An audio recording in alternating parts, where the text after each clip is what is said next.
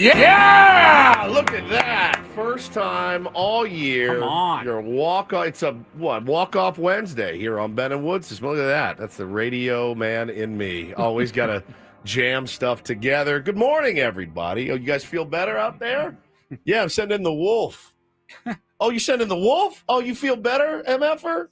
Fernando Tatis Jr. is the wolf. That's all you had to say. That's all you had to say. Hey, I'm 20 minutes away. I'll be there in 10. All right. That's Fernando Tatis Jr. right there. Winston Wolf himself. Saved our ass last night. Saved me in a massive amount of anxiety. It's just one of those things where you're laying there. You go, you bastards. Don't do this to us again. Do not do this to us. I do not want to go in and talk about another mismanaged bullpen or another bullpen meltdown. We can still talk about all that because I do think it's very relevant, but man, that felt good last night. What an epic win for the boys at home, and it was great. It was great. Great to be here with you guys this morning. I'm Woodsy. That's Paul Reindl. He is the executive producer of the program. Good morning, Paulie. Hey, how are you? How did your basketball game go last night? Don't look now. Uh-oh. But the Tier 1s are on a 4-game winning streak. Crazy because the Tier 1 baseball team's on a 4-game losing streak, so maybe I'm the problem. Excuse me. That was a good one. Good one last night. How many? How many buckets? I think I had like 8 points. All right, I'll take it. But we played a good team. They'll probably make the playoffs. They should be one of the better teams in the league. And we jumped out to a 9-2 lead, never trailed, and it was a good one. Yeah, those were fun. Did you get chippy? It was not chippy. No, it was a good. Fun, solid game. Yeah, I was trying to basketball. Unless you've played it a lot and you have that experience, when basketball is moving, when it's like a ballet almost on the court, when you're cutting and it's wide open and you're exposing the zone defense and stuff, it's so much fun. And we just had it going last night. It was a good time. I coached your team for one game a couple of years ago. Yeah. I don't remember anything ballet-like during the game, but that's I didn't say it was pretty. That's my recollection. That's fair. Maybe I'm just a lot happened in the last 2 years. Maybe I'm just a bad coach. They've improved. They've improved dramatically, maybe since then. So that's good. Paulie had basketball. Are you able to come hit with me today or no? I'm good. Oh, yes. We're going to go hit at, maybe I shouldn't say, but with our buddy baseball, Nick. He works at a school, and he said, no, I can bring you guys in. I'm like, he goes, park here. And then I'll escort you guys in because it's a school. And I'm like, so we're going to be going legal regulations about who's allowed on school property during the day. Paulie and I will be escorted in. By the end of the day, you're going to be registered on some list you don't want to be on. I'm not going to have sex. I'm not going to have sex or touch them against their will. They're very suspicious of people who try to get on school campus. I'm just trying to hit in the cage. I know. And this is a cage. But again, just to reiterate, I won't be touching anyone inappropriately, making any inappropriate comments to underage girls, or having sex with any underage women today, as I just want to go hit. Oh, this got weird. It got weird. It always gets weird. I'm not going to hit anymore. I'm good. Okay, I think I'll pass as well. If we could just go down to Boomers. Where's that place right down the thing? Stadium. And they have we can hit those yellow rubber P-Rose balls. did it. He might be headed to the Hall of Fame. So, God, he's on one this morning. And the guy that you hear, the deviant mind is Ben Higgins, your friend. I guess I would say your friendly neighborhood your creepy neighborhood sports anchor. How was your anchoring last night? I'm starting tonight. I'm anchoring tonight, tomorrow, and Friday. So that's why I actually came in comfy clothes today, because I get to go home for a couple of hours. Nice. And then change into the suit and get the full anchor experience tonight. No, I got to have a normal day. I went to San Diego State actually yesterday. Oh, weird. Went to their softball team's practice. They're going to the NCAA tournament this weekend. Okay. Talked to their coach, Stacy Newman-Denise, and a couple of the players. They won the Mountain West tournament over the weekend. That ball, my goodness gracious. I've seen softball. I know they throw it hard, but when you stand up really close, you go, and they're so close to home plate when they're pitching. It's like, how do they make contact at all with these softballs? It's really incredible. It is such elite timing that they have. The timing of it is so elite. They have to start swinging before the pitcher is even released, and then decide if they want to keep going. It's funny you mentioned that, because I saw on Twitter maybe last week, they said, the difference in baseball players and softball players. And they were talking about the load, like getting your foot down, getting ready to hit. They did a side by side, and you're like, oh my God, I wouldn't touch a pitch. There's just no way. My hands are slow. My reaction time is slow. These girls are beyond incredible. And they are. I'm watching batting practice, and they've got at least half a dozen girls who are launching the ball out of the stadium at San Diego State. So cool. I parked my car out there. I was kind of worried about okay, that's next time. Mental note: do not park your car in the outfield when they're taking batting practice. But wishing them good luck this weekend. Very briefly saw our friend right at the end of practice. He showed up to talk to the coach. JD Wicker was there. How's he doing? He looked fine. I didn't really get a chance to chat with him. I apologize, JD, that I didn't stick around. I had to shoot my stand up and then get back and get the package turned really quickly for the 6 o'clock news last night. And he went off with Coach Newman and Denise to discuss strategy or something for the I doubt NCAA very much tournament. that he was I'm not sure. Strategy. It looked like a businessy meeting or just All a right, wish. so here's who I'm thinking Hey, in the leadoff. here's what we're luck gonna do. session. We're gonna run more. We're just gonna run more. I doubt very much. The AD. In fact, if the AD was in there discussing strategy, I'd quit my job. It's like Adam coming in here. Hey, what do we got planned today? Probably just offering some moral support. Then. Yeah. How's everybody feeling? Yeah. How we doing? That's cool. So that was your story yesterday. Yeah. And today, the next 3 nights, you'll be anchoring on Channel 10. Correct. Try to get in an Incorporator word or something. Ooh. No, you really can't on the news. It's tough. It's You'd pretty have to write it regimented. into the script. Yeah, I have to really find a story where I might want to write it in, and I can't really ad lib a lot. I didn't see any people. Usually, Jesse, when he does it, people will tweet about it. I didn't see any tweets, so I don't even know that he did it. Did you get an update? did. Okay, he did do it. Yes. Okay, good. It was like the 8th inning. Ooh, Late. boy, when he waits, that always makes me nervous. So, Dicey part of the game. There too. Yeah, very dicey part of the game. Indeed, that 8th inning was really something. We'll talk about that certainly. Pretty low-key day for me. I went to the gym after here, and I hit a new record. And I was just thinking, I was like, I don't really want to talk about it. I said, well, Ben talked about his 1,000th Peloton ride, which is a big deal. And I think there's going to be people that hear this and snicker. That's why I didn't do it. I think objectively, anytime you can go on 1,000 Peloton rides, that's a pretty big deal. That's a lot of Pelotoning.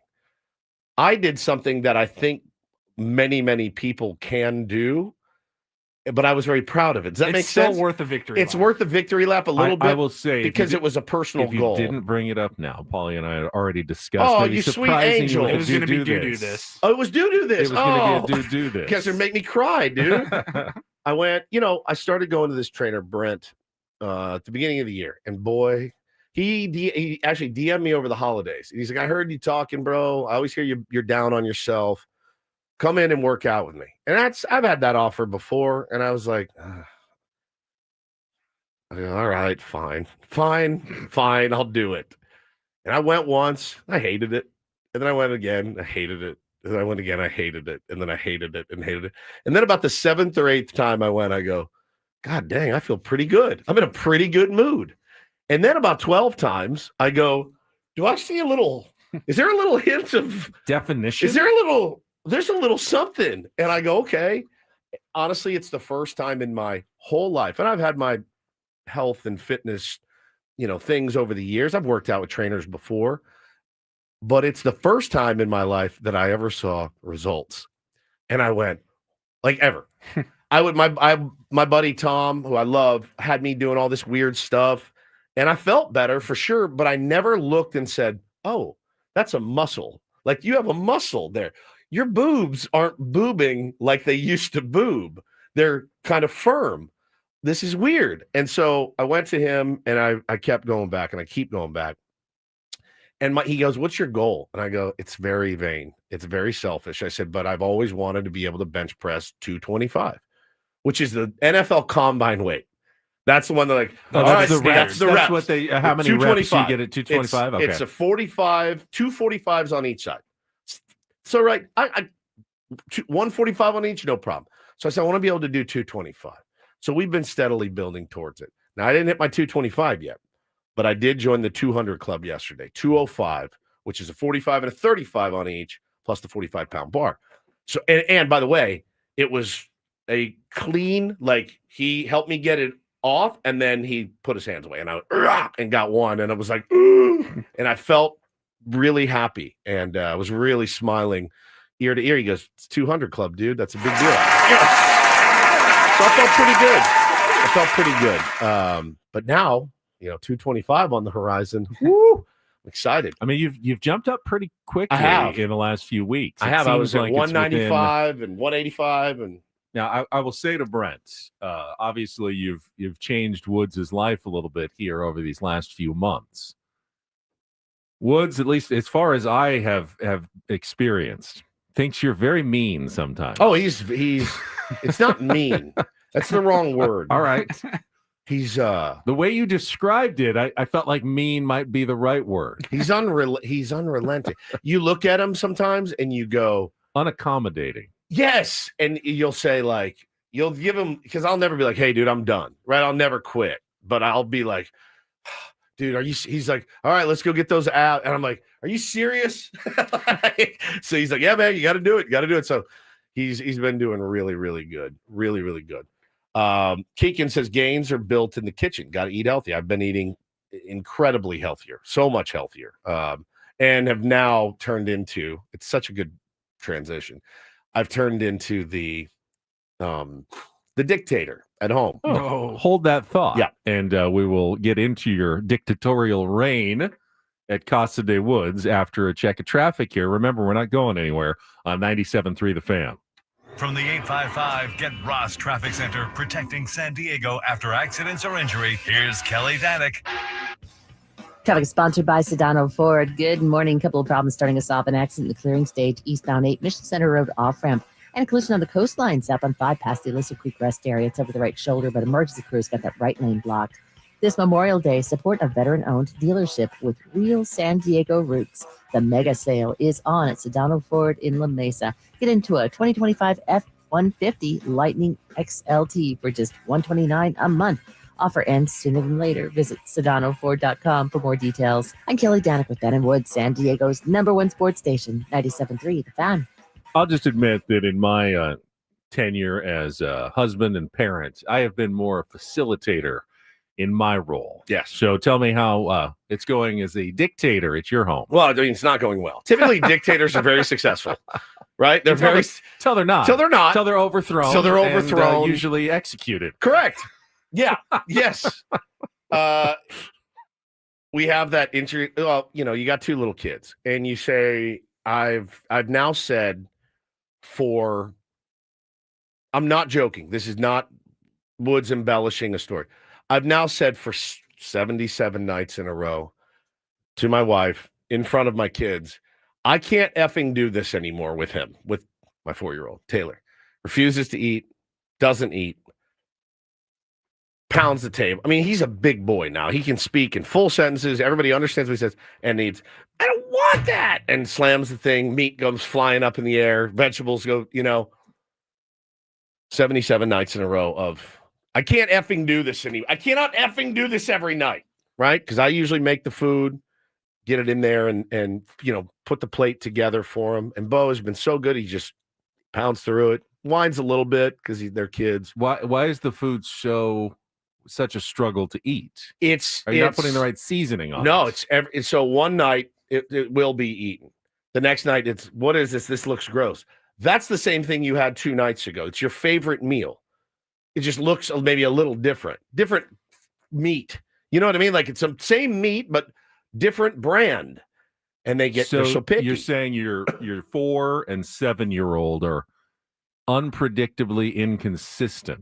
Massively. Interesting. Massively. At that age. Right. Exactly. But again, Dad, I really like this. Will you make it for me? Yes. You make it. Not like that. I don't want it like that. You just said. It's just how I made it. So anyway, last night, same thing. Taylor slams his fist down. I look at Hannah. I go, "I can't do this." She goes, "Well, my friend sent me this article about how you're just supposed to put the food there. And if they want to eat it, they'll eat it." And I go, "You know what?" I go, "It didn't used to work this way." And rarely do I get on the, back in my day. I said, but honestly, back in my day, do you remember like your parents? You guys remember your parents like almost force feeding you?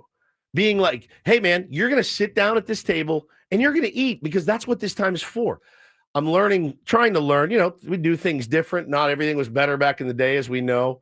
Didn't have car seats back in the day. I think car seats are a massive improvement. But she's like, no, you just leave the bowl and walk away. And if he's hungry, he'll eat. And I go, but then my child isn't eating. And that's not good. If he decides not to eat, my 4-year-old he's growing, doesn't get a meal. And then later we'll sneak out of bed, come in here and start sucking down granola bars. So we had this, not argument, but it was a discussion. And I said, no, I'm of the opinion we should all be sitting down at the table and we should all be eating.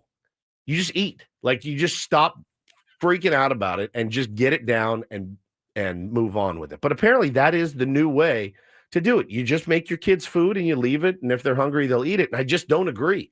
I want to be a little, I guess meaner about it. Like, no, sit down, eat your dinner. That's not a discussion. We're not debating. Meals are not something we're going to debate in here as a family. I do think that you want to be careful because you don't want to always make your kids sit there and clean their plate every It's time. not even, I have Okay. never said clean your Okay. plate. Just eat your meal, and what you can't finish or actually don't want, leave. But eat your protein, eat your fruit, try to eat a couple veggies for your old man. Because that's actually very healthy. I was a decent eater. I don't remember a lot of battles about food. I just didn't like food touching food. Like, it had to be That's right. segmented That's on different parts of the plate. That's Do right. not no cross contamination. I can of see the plate. you. Bo's like that. Yeah. I can see you losing your mind if, like, A pea got in the mac ended and up cheese or something. You're like, yeah. oh!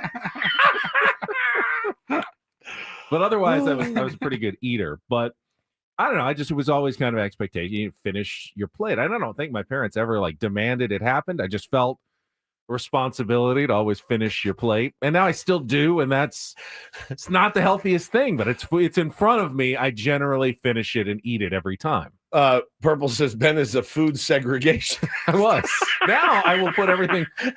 Now I Do really have not to put cross the Mason-Dixon everything line. around and just mix it all up. Hot, cold, anything can go in a bowl to this point. When I was a kid, it was strict food segregation. Wesley says that works. Don't be such a boomer. Buddy, I'm sitting here telling you, it doesn't work. He's not eating dinner. I would rather him hate me and still get a healthy, balanced meal than not eat dinner. I want him to eat. Starve to death if he doesn't eat. Now, you can't be letting him go then sneak granola bars instead, but it's so gnarly, you need a lock on the pantry and the fridge that they can't get into. Well, we've had this conversation before that at one point, my freak out maybe 6 months, a year ago. Remember my bit was, this isn't a diner. I'm not making 4 separate meals for you lunatics. I'm not a short order cook. I'm going to make the dinner. It's going to be nutritious, healthy. I'm going to put it on the plate. Eat what you can, but do eat something. But now Hannah's like, no, just leave the bowl. And I'm like, I don't want to leave the bowl.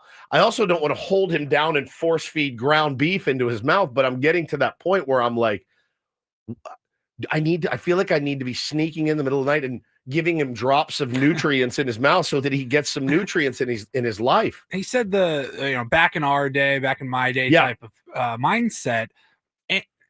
And I don't typically like that because, look, the way the world has evolved and humans have evolved, things are better now than they were back in our day. And parenting, I don't want to say parents care more now, but parents are more cognizant. We have more information. There's more information. We know more, but can we all agree? I think is like with young kids, with your children your age, I don't think the old school mentality of, hey, this is what we're having for dinner. If you don't want to eat, I guess that's a decision you're going to have to make. Yes. But this is the next food that you eat is going to be this meal. Correct. Whether it's in the morning, like it's breakfast. So I don't do the stay there until you finish. Right. At this point, I'm happy with a bite of meat, a bite of veggies, and a grape.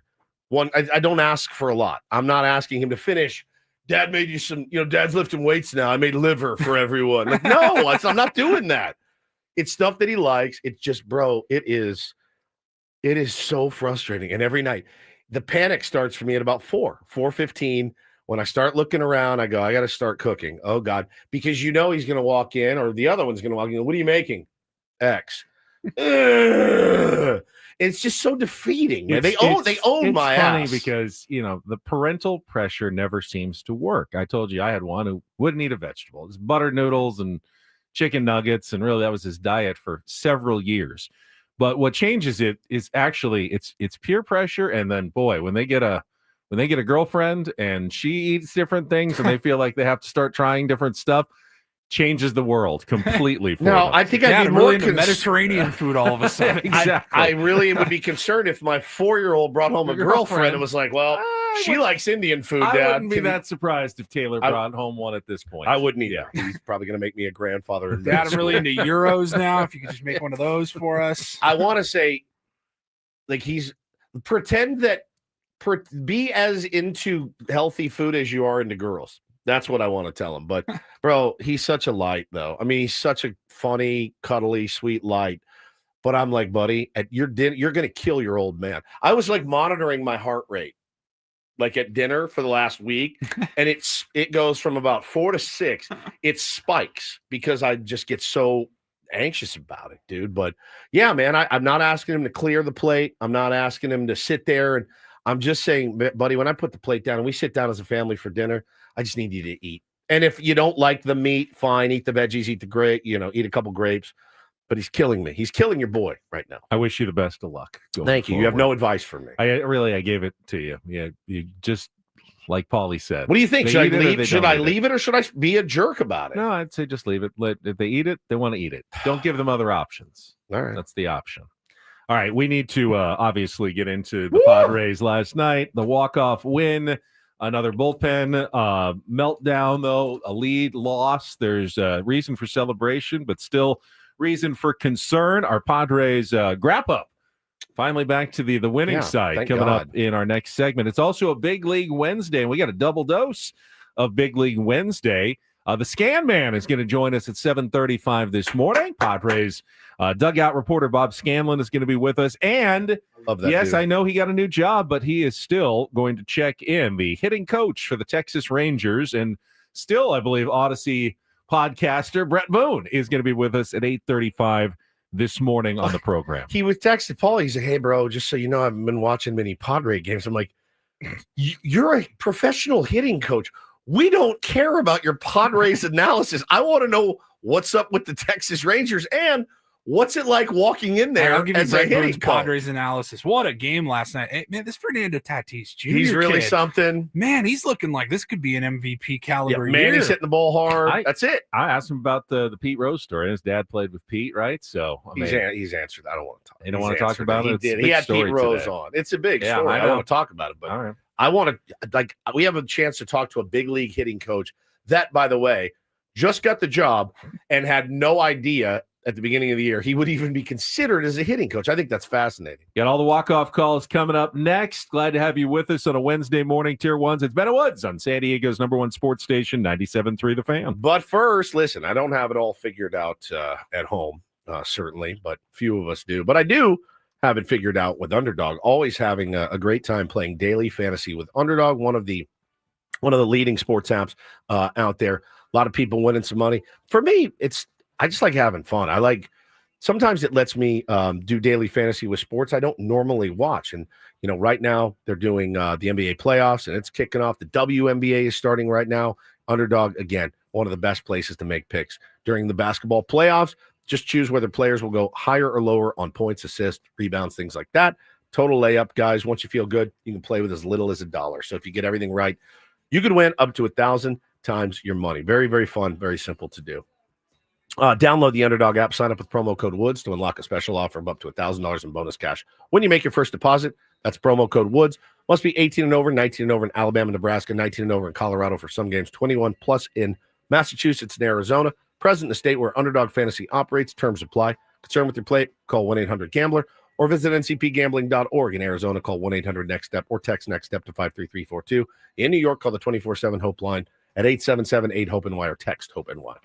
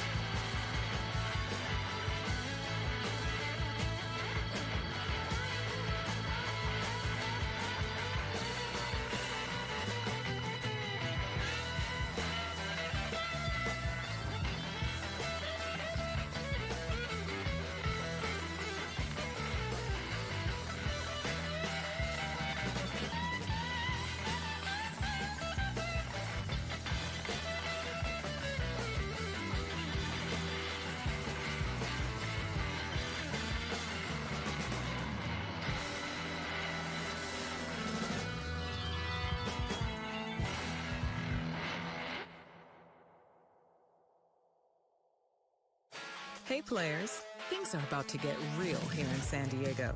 Introducing the all-new Hamul Casino Resort. With a 200-room hotel tower, exciting new eats and drinks, plenty of new places to play, and a luxe spa and salon. Hello, rooftop pool and deck. It's where players can play their hearts out and enjoy all the perks that come with it. It gets real this summer at the all-new Hamul Casino Resort, the players' place.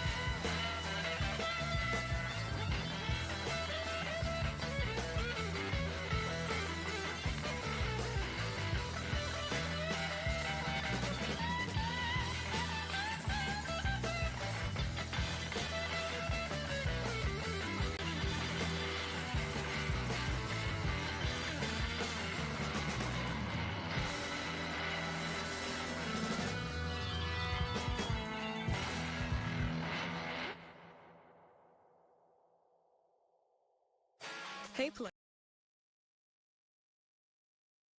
It was an interesting game last night. I can't say. I mean, there were some games that the Padres played this season that I felt they lost, but played really well. No question. I think the Angels may have deserved to win that one last night, and somehow the Padres found a way to get the victory. Yeah. Obviously with the walk-off home run, but just kind of stealing runs here and there to stay in it until they had a chance to win it at the end of the game. Yeah, man, we talk a lot. And last year, I think it was a really consistent message from the skipper, Mike Schilt. He said, look, you're not going to win them all, right? But getting yourself in positions to win ball games late is really what our goal is. And that always resonated with me. It did. And you know, there's missed opportunities along the way. In every inning, there's a missed opportunity. But you look and you say, hey, man, were we in that game in the eighth? We were. I know if you lose that game, it's not something anybody's going to want to hear this morning. It's not even something I want to say, right? Oh, we were in it. We were in it, had a chance, you know, a couple batters away. I get why he has to do it from a manager's perspective, and I get why players need to think like that. Being in a ball game is important. You still have a chance to win. That's kind of why you go to the yard every single day. But last night, you're right, man. There are things that have to be cleaned up. there are things that have to be addressed. Fernando Tatis Jr. hitting that ball out of the yard was like a magical salve, though. I mean, just, oh, man, that burn immediately feels better. Immediately. And it makes it all wash away, at least for the time being. But you're right, Benny. They probably did not deserve to win that game last night. A lot of things had to go their way. They did. How did it happen? Let's find out right now. I love winning, man. I love winning. You hear what I'm saying? It's like better than losing. Miss any of the Padres win yesterday? Ben and Woods didn't. Yeah, absolutely. We've got you covered with all of the highlights. Oh, yes. It's the Padres Wrap-Up. Brought to you by Hamul Casino Resort. Things are about to get real with the all-new Hamul Casino Resort. With gorgeous rooms and exciting new eats and drinks. It gets real this summer at Hamul Casino Resort, the player's place. I want to go fast, but I want to go slow, and I want to go deep. This pitch is skied to deep left field. Heyward is back. He is at the wall. He leaps up, and he can't make the catch. It's a home run. So last year, it was Shawnawell hitting a leadoff homer against Cease. This year, it is Neto, and the Angels take a 1-0 lead. Runners take their leads. Here's the 2-2 pitch. Heyward check swing on a ball down, squirts away from O'Hoppe. Throw down to second base, goes into center field. Cronenworth was at second. He's on his way to third, and Xander will score to tie the game. 1-1. He squares again, bunts towards third. It's a beauty, fielded by Moncada. The only play is to first. He throws Maldonado out. A squeeze bunt. And the Padres lead it 2-1. They're ahead for the first time tonight. First pitch swinging. Adele sends one to the gap in left center field. Rengifo's on his horse heading to third. Merrill picks it up on the warning track. Sends it into Bogart. His relay to the plate is not in time. Bang, bang at the dish. But Rengifo slid head first. I think Maldonado tagged him on the shoe. And as close as it can get.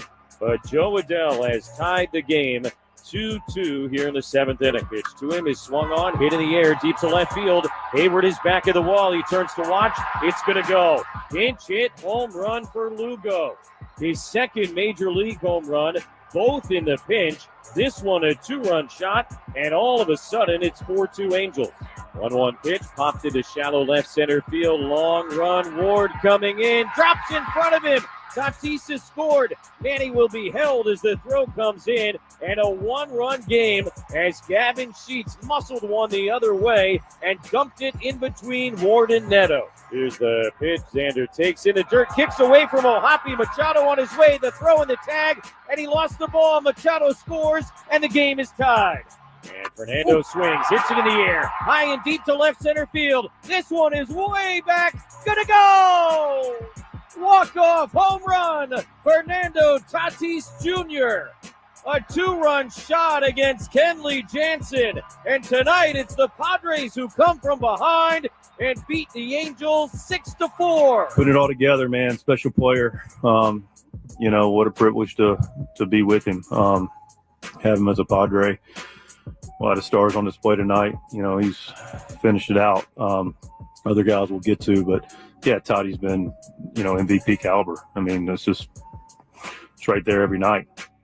Mike Schultz on Fernando Tatis Jr. And we will get to more calls of the walk-off home run. Paulie's made the collection around opposing call, Spanish language call. We will get to those. Let's start with another really, really nice outing from Dylan Cease. Gave up a home run on second pitch of the game. Yeah, 2 pitches. To Zach Neto. And I almost felt bad. It wasn't a horrible pitch. It was like, hey, I need to throw a strike here just to get into the rhythm of the game. And, you know, threw one in there and Neto just attacked it. A tough up in the zone fastball that's not easy to get on top of, but Zach Neto's a good player. Good player, man. He's the Angels' best player. I'm I like him, but I hate him. I don't like the cut of his jib. But boy, do I tip my hat to him. He is a good player, and if you're an Angels fan, you have a lot to be excited about. He's got that thing. He's got the fearless kind of swagger. I mean, when you get into it with Tarek Skubal, after you take him bridge, he's a fearless kid. I like him a lot, dude. I really do. All right, so you're down 1-0, but then Cease comes back and strikes out 10 in 6 2/3 innings. Gave up 4 more hits, but got out of it with a nice double play and the one real dicey situation. Second straight outstanding effort that doesn't turn into a win on his ledger, but a really nice performance by Dylan Cease. Padres would take the lead, as you heard, in the 5th inning.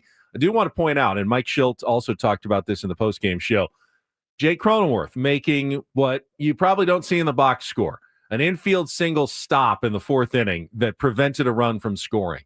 That was a key play in a game that ends up being close at the end. Jake went all out, knowing he had no chance of the out, but just to stop the guy from scoring from second base, keeping that ball close enough was a huge big league play. One day after, of course, Jake made a critical error in the game that ended up being costly in the loss to the Angels on Monday. Not an error. The throw. Oh, the throwing was an error. I thought you meant no, the infield dive. single's fine. You know, that was a tough play. But the error on the throw that led to a run in that game was important, and Jake bounced back with a huge play. Then the 5th inning, Padres just took a couple of runs without. I mean, Jake hit the ball really hard in the 5th, but Bogart's walk, the Ohapi throwing error, and then the Maldonado squeeze. Just, manufacture a couple of runs out of almost thin air in the 5th inning against a team that, lets you have them to take the lead.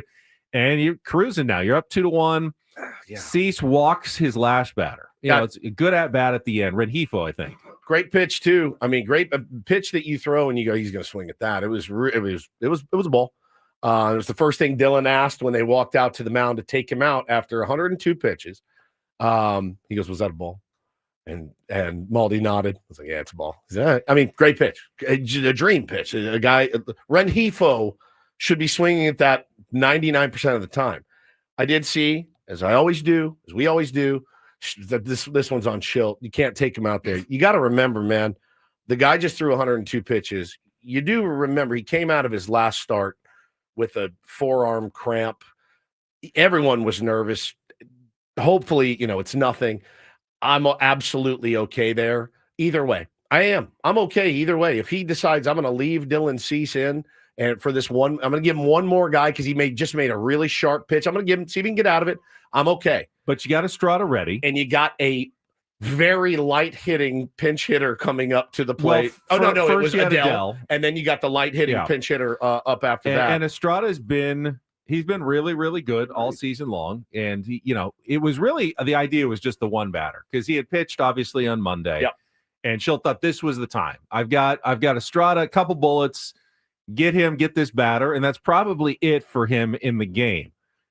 Now, unlike Monday, which was the torturous way to lose a game in the bullpen, where Robert Suarez could not find the strike zone, and it was just agonizingly painful as he kept missing and missing and missing. This was the exact opposite. 2 pitches, and it was double homer, and the lead was gone. It was now 4-2 Angels. 2. That was the first 2 pitches that Jeremiah Estrada threw. One was a fastball, one was a splitter, and they were both hit very hard, and that was it. Game comes at you real fast sometimes. Real fast. Mike Wood in the chat says Estrada's got no movement on his heater. It's a straight arrow. If it's not placed perfectly, it's a meatball.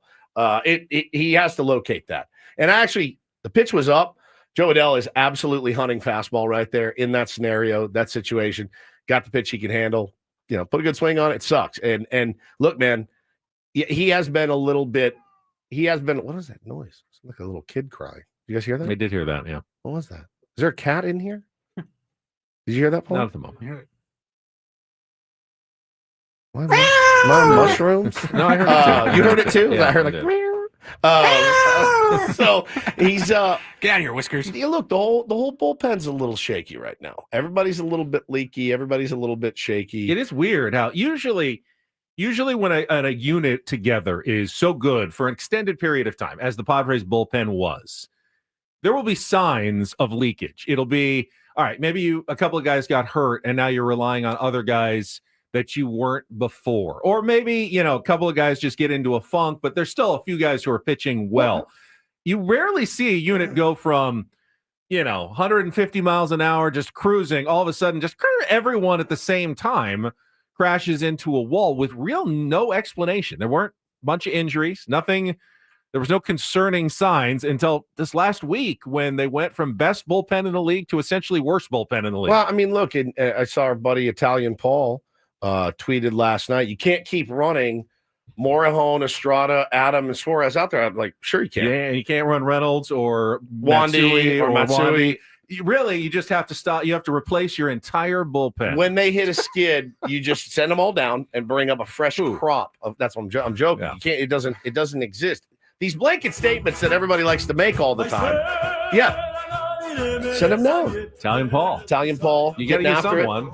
So the blanket statements of like, hey, you can't keep doing this every night. Well, yeah, man, it netted so far. It's netted you 25 wins or whatever. Like there is a formula. It's not a thing where teams are like, oh, we know what they're going to do in the fourth quarter. Bro, the best teams of all time, you knew exactly what was coming in the 6th, 7th, 8th, and 9th, or the 7th, 8th, and 9th, or the 8th and 9th. Imagine Trevor Hoffman blows a save, and you're like, well, I'm not throwing him back out there tomorrow. No way. What if he blows 2 in a row? Oh, no, I can't throw him out there now. Let's try somebody else. No, it doesn't work that way. These are your guys that you've got, and they need to execute. It's plain and simple. Mike Schilt's formula has led to a lot of wins this year. And those guys' execution has led to a ton of wins. They're going to have bad days. They're going to have crap days. They're going to have phenomenal days. It's not going to be like this forever. Now, Yuki is the only guy who has kind of been immune to the struggles this month, and he had his 7th straight scoreless outing in the 8th inning yesterday. But it's not like he hasn't given up some hard liners. Sure, I feel like Yuki's fine. He's playing with fire, buddy. I all are. I don't see him as you need to move him right to the back of the highest of high leverage situations. No, I don't see He's that not either. dominating. He's just having a nice little run at the moment. So the Padres are now down 4-2. And again, in the 8th inning, Angels essentially, kind of gift up a run. The bloop single by Gavin Sheets. Perfectly played. It's just lucky. Line drive in the books, buddy. It was lucky. Line drive in the books with an RBI. The Padres managed to get that run there, and then how about Manny Machado, dude? Oh my God! No, that was a nice bit of baseball. Well, he would have been out too if if Zephyr John had held on to the toss from Ohapi. Now he had to try to rush it to get the tag down, but had that ball been in his glove, he's out. He got the tag on. Yep. Manny would have been out in that situation, but it worked out perfectly. For the Padres. It was a ballsy call. It was a ballsy call. Sanders standing there on deck, though. Does that say anything? I don't think so. Okay. Manny, just like I saw, you saw Manny. Manny. Opportunity. Mike Schill is going to coach all of his guys. You see some daylight. Yeah, you think you got a chance. You go take it. Manny saw the daylight. He was aggressive. He made it a tough play, and the Angels are a team that seems unable to make consistently the plays you need to make to win baseball games. Hence why you send Xander Bogaerts the night before. Yeah. Honestly, like against this team, we've seen them kick it around a ton. They're a fairly young team. They're still kind of learning their way. The Padres are a veteran team. They're going to push a young team to make mistakes, and they did. And Manny, who's better at that? How great was that AB?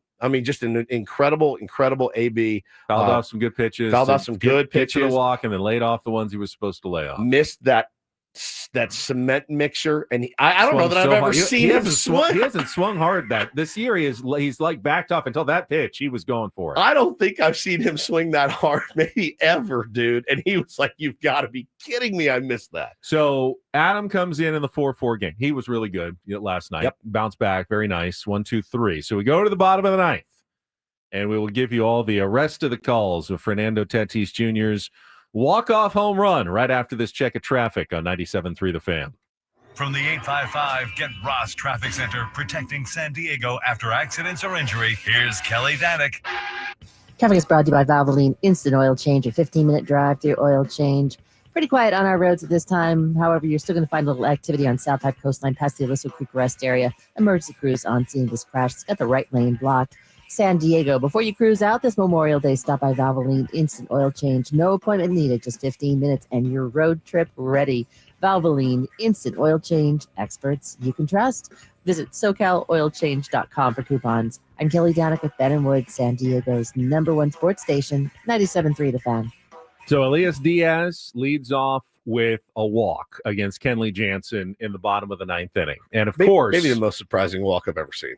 of course, he's sitting out there and you're going, oh, I wish they could pinch run for him. But you can't because they have no other catchers, and you have to at least acknowledge the possibility that there will be a 10th inning if you don't score. So it's going to take 2 more hits probably to score Elias Diaz from first base, unless one of those hits goes over the fence. And Tatis comes up against Kenley Jansen, who, of course, he's faced a few times in his career, so he's seen Kenley before and never gotten a hit off him, right? Is that the case? He had never gotten a hit off of him? That's what I read, that he never got a hit off him before. And, I had a couple of fouls there that gets deep in the count, and it's 2-2. And you made this observation on social media. A lot of people noticed it. The swing on the 2-2, the home run pitch was weird. I mean, he 1,000% mistimed his leg lift, his load, everything. And when he got his foot down, they always say get your foot down early. Not that early. It was not that early. Don't do it this way. Don't do this. Yeah, you got to do more than that. He got his foot down, and then you almost see the recognition of, oh God, it hasn't even left his hand. He then recoils, does the toe tap. I've never seen a guy do a load and a it's one or the other, buddy. You got to pick one. He loads, foot down. He goes, oh crap. Toe tap, recoil, bam, dead, out, gone. Let's go through them again. We'll start once again with Jesse Agler and Tony Gwynn Jr. I love the little Tony. Oh, yeah. Somebody asked in the chat, I missed it. Did Tony give a? Oh, yeah. Oh, he did. And Fernando swing. And Fernando swing. There was. No swing. Those swings, hits it in the air, high and deep to left center field. This one is way back, gonna go! Walk-off home run, Fernando Tatis Jr. A 2-run shot against Kenley Jansen. And tonight it's the Padres who come from behind and beat the Angels 6-4. Funny. That was good, man. Funny. Fernando didn't look sad to me last night. Body language looked good, guys. Everybody there. Okay now? Everybody good? Don Orsillo, of course, great call, but then he and Mudd let the pictures tell the story a little bit as well. Yeah, it's shorter, yeah. Yeah, here's what it sounded like on Padres.tv. In the air to deep left center field. It's back. It is gone. Fernando walks it off deep into the San Diego night. Padres win it. Who's better? And then a couple of minutes of silence as the Padres celebrated at home plate and ran around the bases, which was nice. All right, let's go to the opposing call. We've got, is this Angels radio? Angels television. Angels television. There's a rocket. This one is over. Tatis stares it down, and the Padres walk it off. I like that. It's a really good call. He wasn't in denial. No. There's a rocket. Over. It's gone. Yeah, this one's over. I love it. It's great. And then, Paulie, we've got the Spanish call. Padres Spanish broadcast last night. El derecho, lanzamiento, la prende Tatis y nos va a mandar a casa por todo el jardín izquierdo. La destruye, la despide. Tatis le dice adiós y deja entendido los Padres en el terreno de juego a los Serafines de Los Ángeles. La victoria para los Padres, 6-4. That was not Eduardo. Was that Jorge? I don't know. Call on the play-by-play for the walk-off home run, but that was not Eduardo Ortega with the call. But he hates to miss that one, man. Yeah. Tatis! He would hate. Yeah. You take the night off, and you're like, you son of a bitch. Like I call in Sig Monday. You guys are like, hey, Jason Isbell's coming by to play some songs for us off his new album. I'm like, wait, what? Want to talk some ball? Play some music baseball, play some music. You see me in an Uber. Oh man, yeah, that was awesome, man. It was awesome. I had to tamp down the celebration because the whole house is asleep. But it was like I think I hurt my back, like doing the like in the silent scream. It was great. Needed it drastically. And you had said yesterday on the program. It's weird that people still can't tell our voices apart because somebody said, you called it, Woodsy. You said we hadn't had a LFGSD moment. I was like, actually, that was Ben. But Ben said yesterday, man, it's just, great wins, a lot of wins. Team's been playing really well. They're really good. Just haven't had that big, come from behind, walk-off win at home. And sure enough, he spoke it into existence. To be fair, excellent. It wasn't necessarily a prediction that it was going to happen last night. Go San Diego! go. It was more of a observation that's kind of weird that they haven't gotten one Well, yet. it's like we jinx stuff, and that was a positive jinx. All right, we will come back. The Incorporator, Jesse, got to get to Coach Consanguineous. And how he worked it in late in the game yesterday. That is coming up next with Ben Woods on San Diego's #1 sports station, 97.3 The Fan.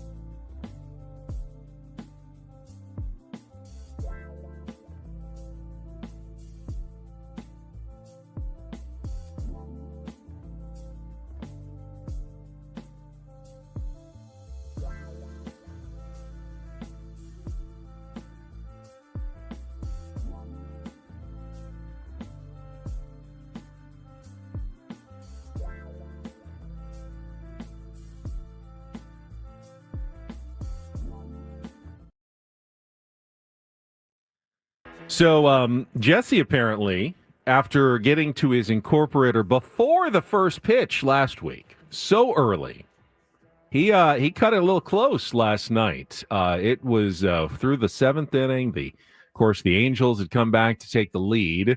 Just probably in Jesse's mind, that's not what he's looking for. He wants a nice moment where spirits are high, Padres are looking good. The last thing you want is a tense game and also feeling the tension of having to get the Incorporator word in. No, thank you. Yeah, pass. Don't like that. But we got to the eighth inning, still hadn't done it yet. So here was let's give him the setup again from yesterday, Paulie. This was Jesse's Tuesday visit with us. I sent it to Paul because I can't pronounce it. And this Consanguineous. is from... Oh, sorry. I talked over that. It's from our buddy Guzzinator in the chat.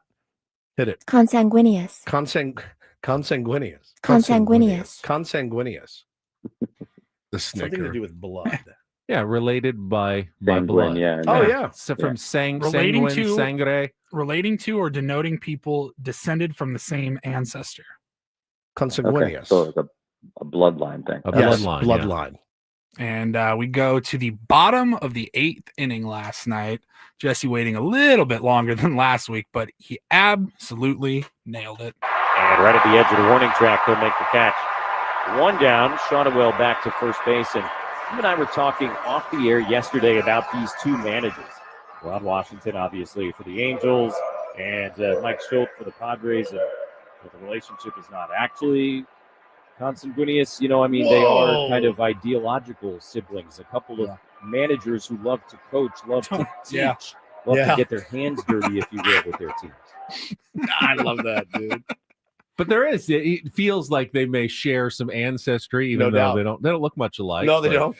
They do not. But there is a kindred spirit, I think, between Mike Schilt and Ron Washington. Hey, Wash, get you a bloody beer? I'd do almost anything to be a fly on the wall, not necessarily sit with them and interview them at all, but to just sit there They don't know you're there. They're in a booth, Yeah. and I'm in the booth behind them, and I just sit and, sir, you've been here 3 hours. Bring me another cup of coffee. I would just sit and listen to those guys. They've seen it all. They've done it all. Remember, Schulte was in the organization when the Cardinals won that World Series against Wash's Texas Rangers, which was one of the crazier World Series you will ever see. We all remember David Freese. It was Texas Ranger fans, man. I'm so glad they ended up getting one down the road, because that's one that would have killed me for the rest of my life. Yeah. It would have ended my soul. But yeah, those two guys, man, talking baseball, there's few better that can do it. Padres will wrap up their series against the Angels. Rubber game tonight, another night game. It is the reversible bucket hat game. There's 41,000 Monday, 43,000 plus yesterday, and I'd imagine it'll be it'll be a sellout tonight. In the 45, 46 maybe range tonight for the series finale with Randy Vasquez on the mound against Kyle Hendricks. And I'm curious what Mike Schilt is going to do with his lineup, Woods, because at this point, I'd like to see maybe someone else in left field for at least a day or so. Well, because the at-bats from Jason Heyward, we talked about it yesterday. They didn't get any better last night. In fact, they may have gotten worse. Yeah. I tweeted last night after a win like that, and I mentioned it again in the open. It is like a magic burn cream. Right? You burn your arm and you're like, just put this on there and you'll be fine. You do, and you're like, oh, it doesn't hurt anymore. I'm not burned like I was. It's soothing me. A win like that soothes you. But the reality is that, there's some flaws on this team. Now, they're winning in spite of those flaws. There's flaws on every single baseball team going right now. And a lot of teams are winning in spite of those flaws. This to me seems like a fix that is, I don't want to say easy, because again, our buddy Alex was like, winning teams that are ready to win now, they don't run guys like Jason Heyward out there, and I said, well, who do you get and how? And he goes, well, that's not my job. I go, you can't go out to the orchard and pluck one off the player tree. Who out there? I got a feeling, guys, that if David Peralta was ready to play baseball and could contribute, somebody would have snatched him up. I don't know why he hasn't. I'm just going to assume that the MLB Brain Trust knows more than me. I think JD Martinez is really expensive. He doesn't play left field. He is a DH. Is there a fix out there? I don't know, but I think everyone is kind of accurate, Ben. The ABs last night were very telling. I love the guy, let me put but my come on. Schilt hat on for a second be careful there. and say Jose Soriano was good. I mean, his sinker and knuckle curve were both working. He was locating. I didn't know he had 97 in the tank either. I had no idea. He was good. I was impressed actually by Jose Soriano last night. First at bat, Heyward hits a dribbler 3 feet in front of home plate.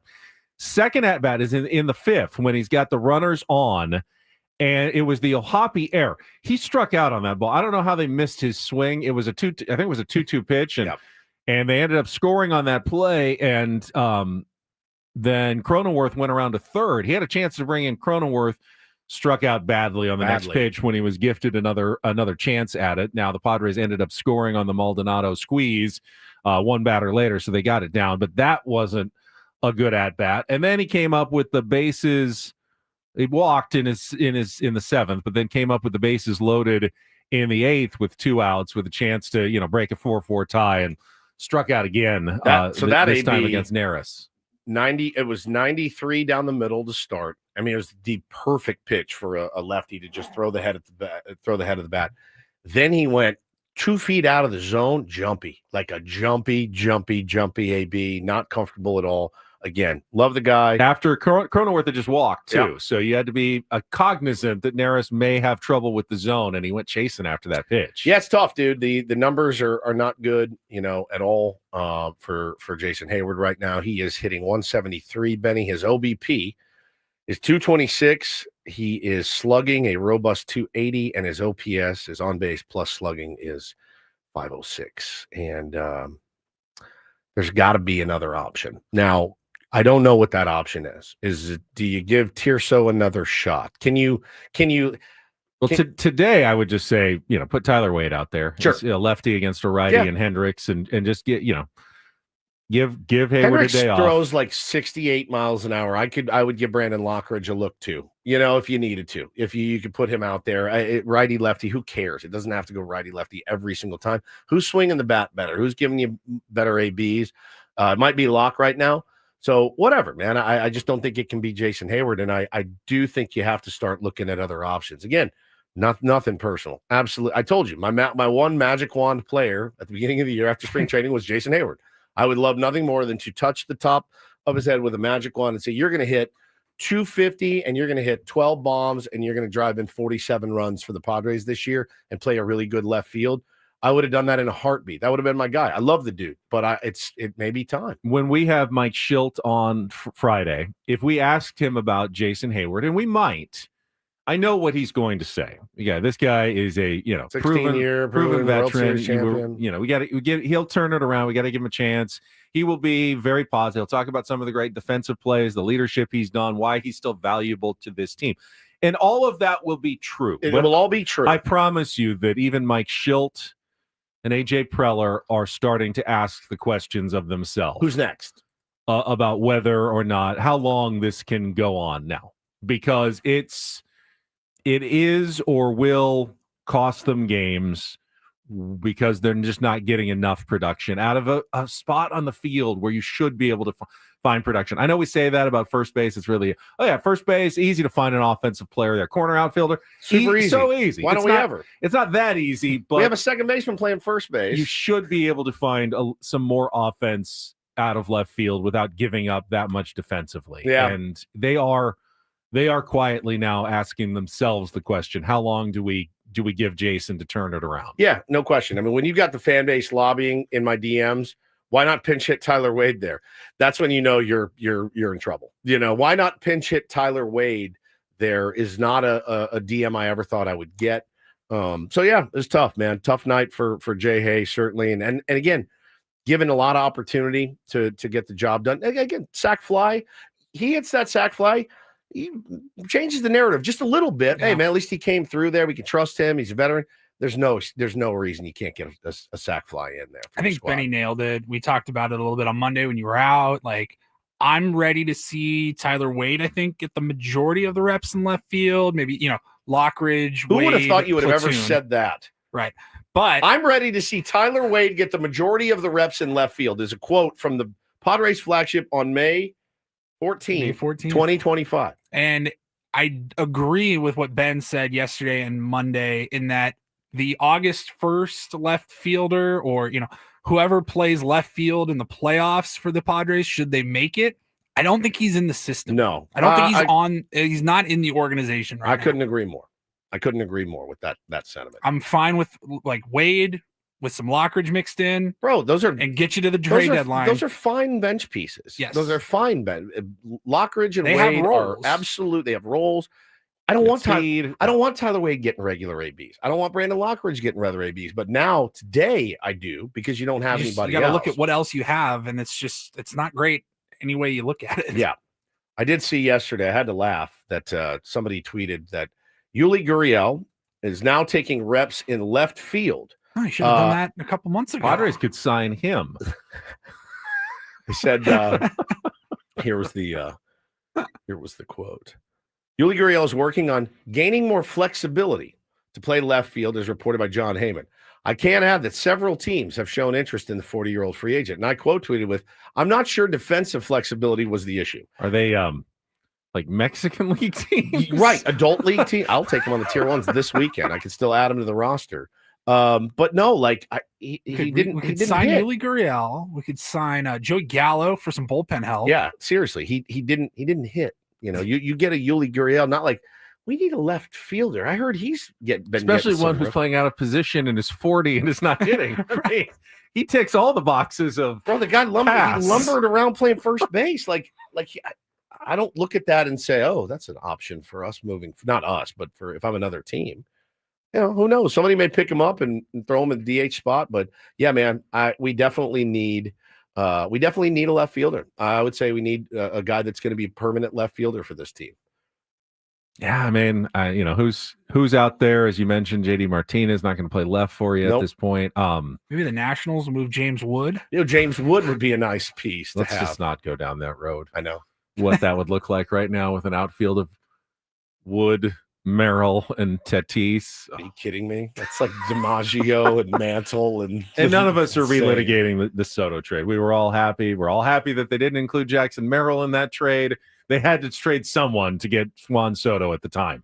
They had to, and James Wood was probably a smarter decision than trading Jackson Merrill. That's for sure. A lot of people in chat saying just make a deal and make sure Taylor Ward switches his uniform and goes and plays left field for you tonight. Fine by me. Fine by me. I don't know that I could handle a Tyler Wade and Taylor Ward on the roster, but I would learn to get over it. It wouldn't be very fun at first. Tyler Wade, Taylor Ward. Tyler Ward. Schulte he'd flub over Taylor those. Wade. Yeah, Wade Ward, whatever. Taylor, Tyler. It's all the same. I definitely think that I'm hoping that they're active in looking for something, because I do tend to agree that this Band-Aid, this risk didn't work. Yuli didn't work. It's okay. It's okay. Look at your record. Still a really great record, but you got time to make changes and get this thing going well.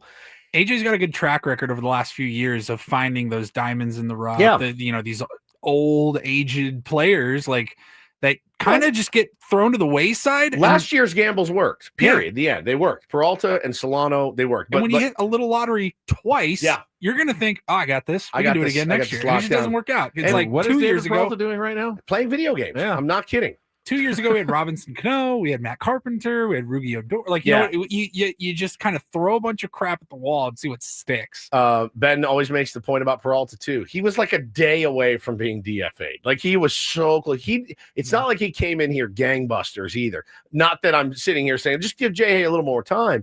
I really finished 267, 8 homers, 28 RBI in limited action. God, wouldn't you take that? That would be a huge upgrade from right Jason now. Heyward. Yeah, you know what I mean? So it just doesn't look good. Now, he also made $7 million, I think, didn't he? Or something? Really? No, yeah. What did he get last year? No, he didn't get that much. That was an old salary. Beecher says Donnie Barrels is now hitting 138. So you picked him up at the right time. Hey, by the way, where is Jose Iglesias? Is he hurt? Or is he just in the doghouse? No, he's just in the struggling, I think. I mean, Jake's back, so there's less of a role for him. There was definitely a couple pinch hit opportunities last night, I thought, potentially. The Elias Diaz for Martin Maldonado pinch hit. Maybe I was laughing. 3 straight curveballs, outer third of the plate, waves it all 3. 1, 2, 3, you're done. And it was still the better option. Still the better option. Yeah. Everyone's saying Luis Robert Jr. Guys, they're going to ask for the moon for him. They have control too for him, don't they? He's not a free agent. No, he's already signed to a long-term deal. He's got a long-term he's deal. expensive. He's hitting 179. And he's going to cost you a lot. How much? In trade. He's going to cost you a lot in trade, and then you got to pay him. Let's see his salary. I mean, it was a long-term deal, so I don't think he's $15 million. Oh man, total value of $88 million, including club options. So, I mean, he checks all the boxes of usually a player you don't want. Underperforming, 15, overpaid, and then 20 next year and 20 the year after. Oof. Joe Carter, Dave Kingman, Rob suggests potentially. But yeah, there definitely needs to be something. And again, I don't know what the options are down on the farm, other than maybe some guys we've already seen. That remember when they were here, everyone was ready to get them gone as well. Do you find it easier? Because I think the manager, I know the question, I know the answer. If you're a manager, would you rather have Tirso or Nellis hitting 176 with mediocre defense in left field, or would you rather have Jason Heyward, a little bit better defense, hitting 176 and 16 years under his belt? The answer is clear. You take Jason Heyward every time. If you're the manager, it's that all right, Ben, 100% of the time. Tirso hitting 176 or Jay Hay hitting 176. You take Jay Hay. Yeah. And I don't think that's the wrong answer. No, you're right about that. So I don't know, man. I don't know. I have no answer. What's Trenton Brooks hitting? Yeah, I mean, does he play first? First and a little outfield. He can play some outfield, I believe. Yeah. I don't know, man. They got to do something, because I don't think you run him out there again tonight. Or do you run him out there again and Shelby's very stubborn. He is, man. He is. I mean, obviously we are going to be throw more him out there. He's going to have a great yeah. game, and then you know how it is. Is he going to have a great game? Is he going to have a great maybe game? He's right. Maybe he just doesn't. It doesn't look like Hayward's like close. Yeah. I know he's not producing, but he's barreling balls, he's hitting some hard balls right at people. He's getting a little unlucky. No, I'm not predicting a good game. I just know how it goes when we rip a guy for 2 hours on the morning. True. He'll go out and hit a double or a home run tonight, and it'll be off Kyle Hendricks, a 69-mile-an-hour fastball, and nothing. Schultz going to be like, "What are you guys all talking about?" Maybe this will be a giant "don't do this" conversation when we look back. I would hope the so. Season that would be great. I don't feel like we're being mean or I love the guy. Overreacting though about Jason Heyward. All right, we're going to take a timeout. When we come back, our actual "don't do this" segment, and normally this would be a Woods and Paul thing that he's all over, but if MLB doesn't stop shoving Shohei Ohtani needless content down our throats, bro, I might have to block the MLB account. I thought about it at yesterday. some point. I thought about it, and I know there's a reason for it, but it doesn't mean it's right. It's that's coming up next after a check of traffic. Then it Woods here on 97.3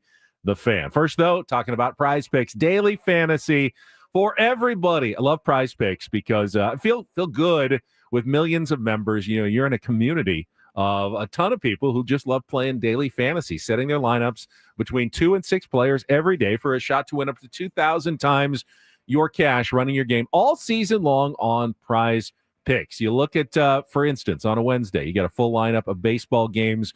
Check out innings pitch, strikeouts, hits plus runs plus RBIs. If you want to be aggressive, you can pick more than like a half a home run on some power hitters. Really add to your payouts on some of those, longer shot items. Go for it. Or you can be more conservative. Put together a 4-player lineup with a flex play. You only need 3 of them to win to actually cash your bet. That's how you can do it at Prize Picks. Lots of different ways with different sports, mix and match during the basketball and hockey playoffs as well, all together at Prize Picks. And when you sign up, make sure you use our code KWFN when you download the app, because you're going to get $50 instantly when you play your first $5 lineup. That's $50 instantly for you to play when you play your first $5 lineup. Win a couple of those, all of a sudden, you get a nice little bankroll in your account to be playing with Prize Picks. So check it out today. It's Prize Picks. Run your game. Must be present in certain states. Visit prizepicks.com for more details.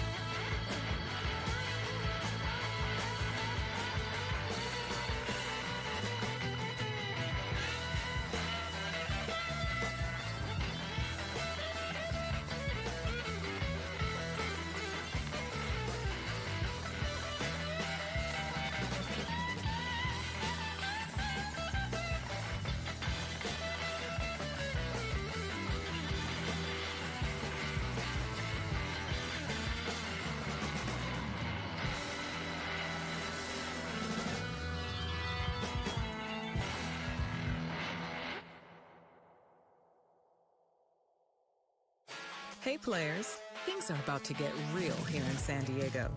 Introducing the all-new Hamul Casino Resort. With a 200-room hotel tower, exciting new eats and drinks, plenty of new places to play, and a luxe spa and salon. Hello, rooftop pool and deck. It's where players can play their hearts out and enjoy all the perks that come with it. It gets real this summer at the all-new Hamul Casino Resort, the players' place.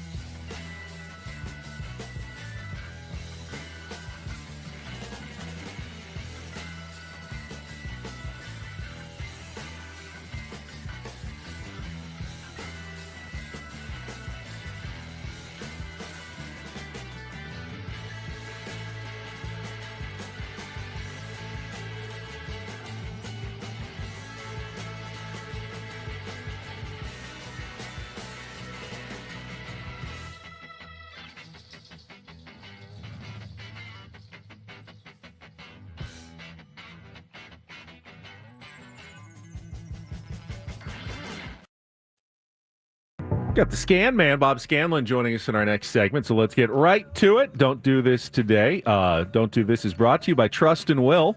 Don't leave your entire estate, house, kids, and life savings up to chance if and when you die. Do set up a Trust or Will online at trustorwill.com. This is a lot more affordable than you think. Visit trustandwill.com for more info. Woods, I will let you have the honors of starting us off. You know, as we try to grow the game of baseball here in the country, which is something I really believe in, I do think it's important to spread the focus around, as you guys know.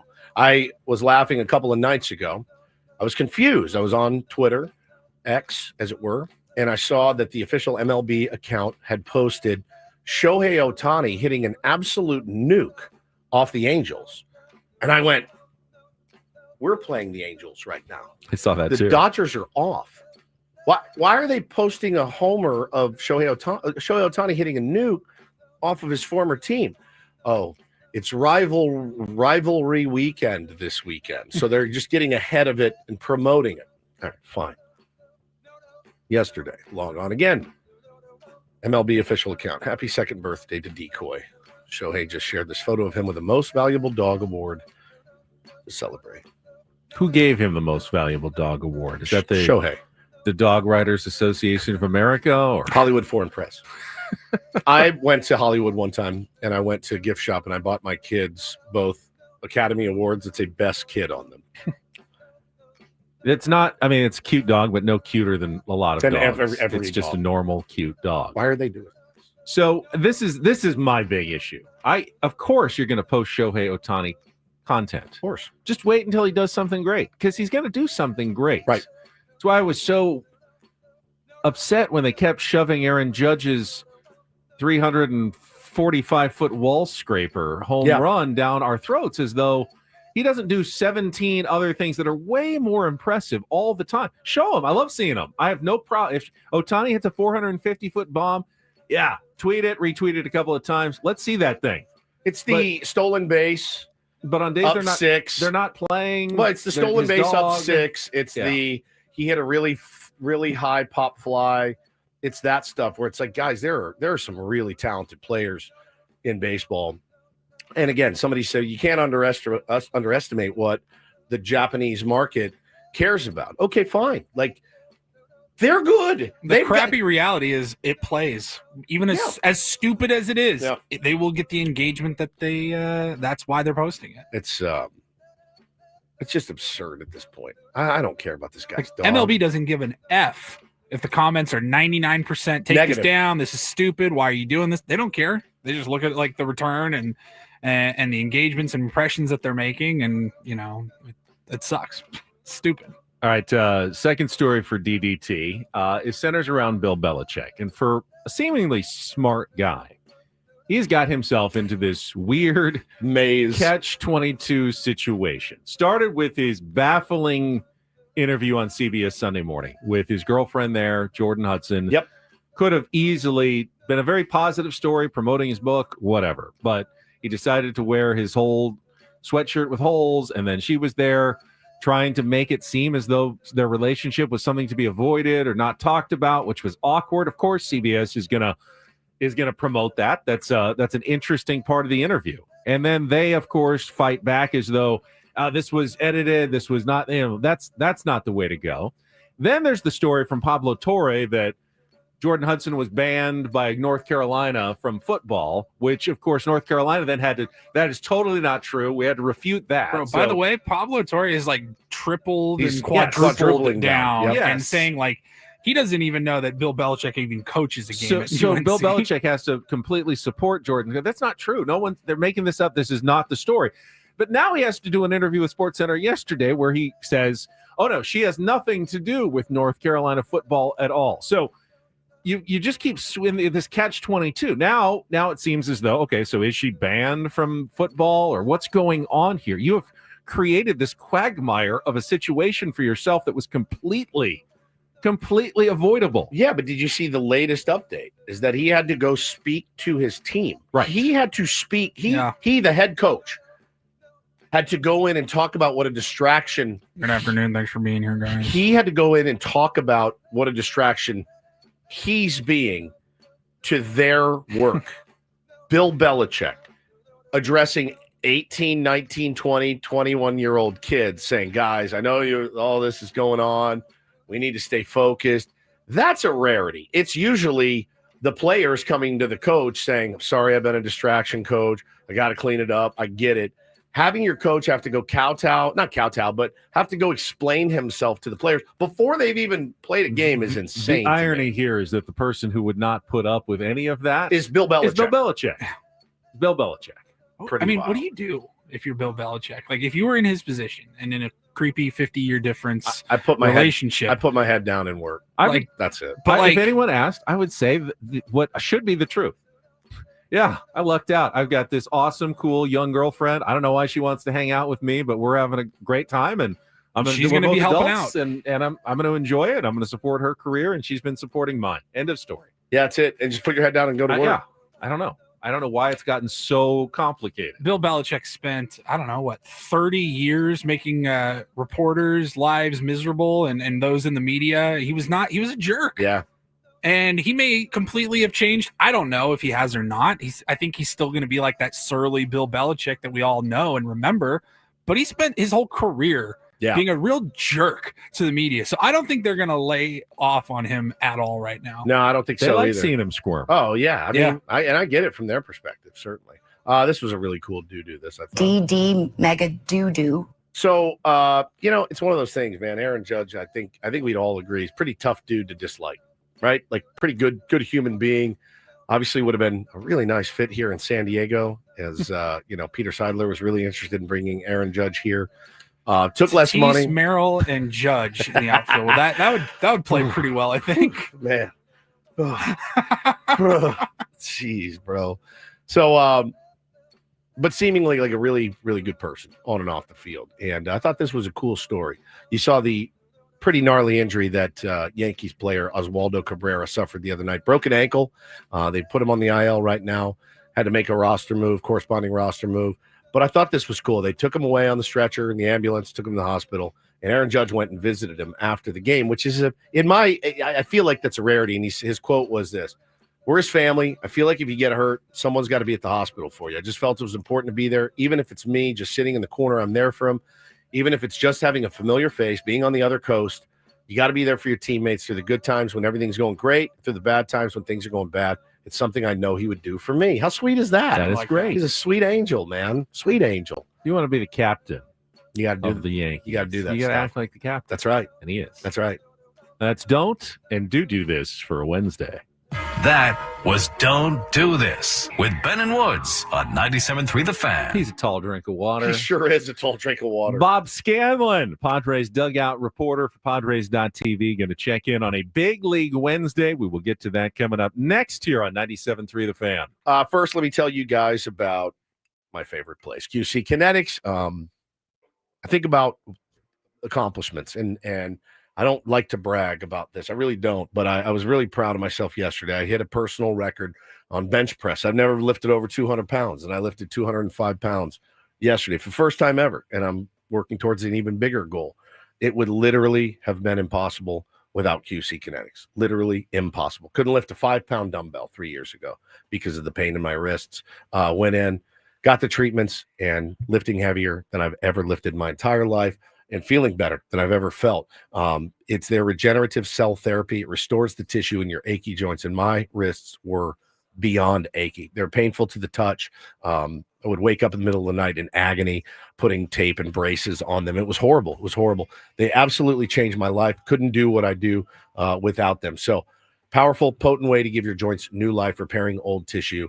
No drugs, no surgery, no downtime. All natural, cellular level option with lasting relief. It's been years now since I've gotten in. I have not had to go back since for my wrists at all. So if there's something that you're missing out on doing, I just highly recommend. Call them. They'll give you a free consultation when you do. 619-614-PAIN is their number. 619-614-PAIN. Once again, 619-614-PAIN.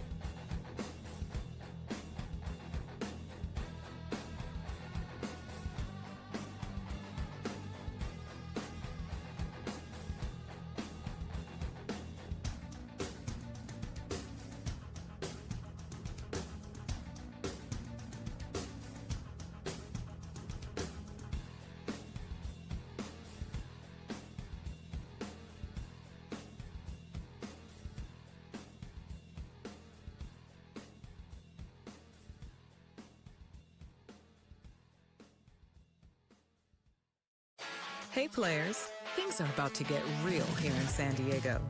Introducing the all-new Hamul Casino Resort. With a 200-room hotel tower, exciting new eats and drinks, plenty of new places to play, and a luxe spa and salon. Hello, rooftop pool and deck. It's where players can play their hearts out and enjoy all the perks that come with it. It gets real this summer at the all-new Hamul Casino Resort, the players' place.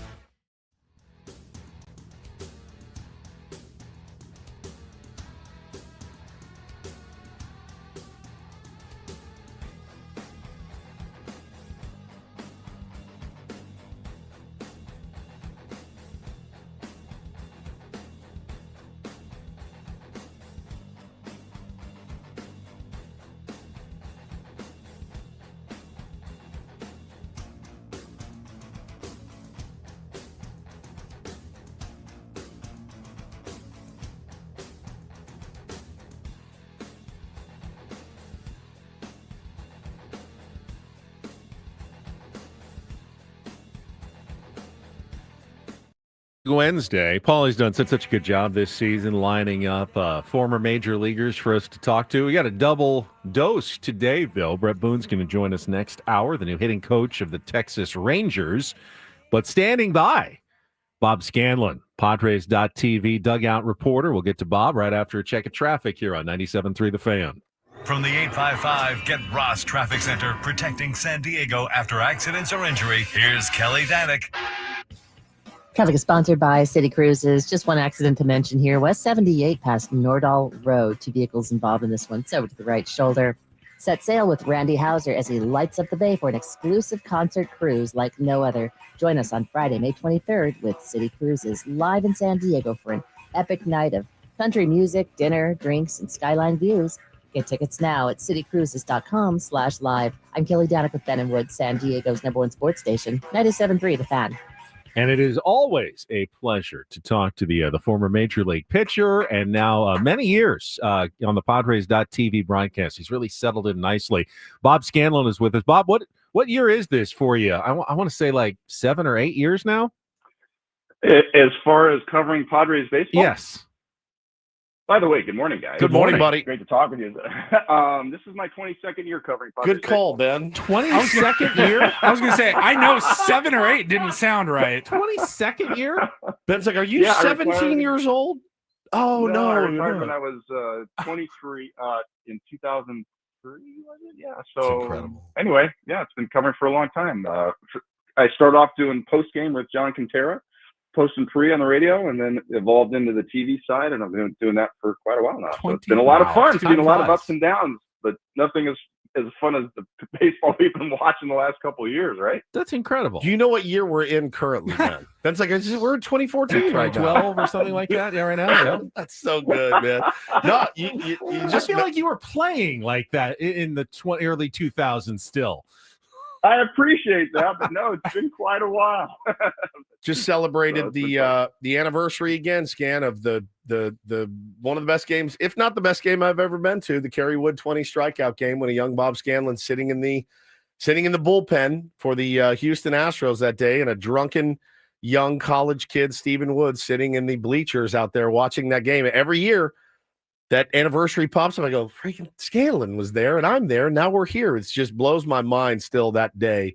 Well, dude, that's so cool. I don't know if you've shared that with I did. Before, I have before. Actually there. Yeah, really? I was there. I apologize. So I got taken. That's so cool. I got taken against my will. Was very hungover and did not want to go. And then my girlfriend at the time wanted to leave because it started to rain a little bit. She's like, all right, let's go. I go, he's got like 16 strikeouts now. She dragged you there. She dragged me. And then she wanted to leave. And you said, no, you wanted to go. We're staying. You wanted it. You wanted this. So we stayed and got to watch it. It was awesome. And yeah, you had a really good seat for that game. I did. I was sitting down the bullpen, and I actually got loose to get into that game. I thought I might make an appearance, but not. But yeah, that was nuts. I remember before the game, we get into town, and I saw Mark Grace, my former team. Like, hey, Gracie, great to see you. Blah blah blah.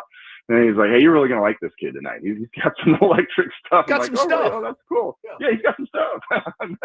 Boy, did he have some stuff. He made us look like little leaguers that night. Yeah, he did. We had a good lineup too. We got like Bagwell and Biggio and Derek Bell and I could go on, but he made us look like children. It was unbelievable. And it should have been a no-hitter, because I think the only hit was a slow roller to the left side. It was kind of questionable.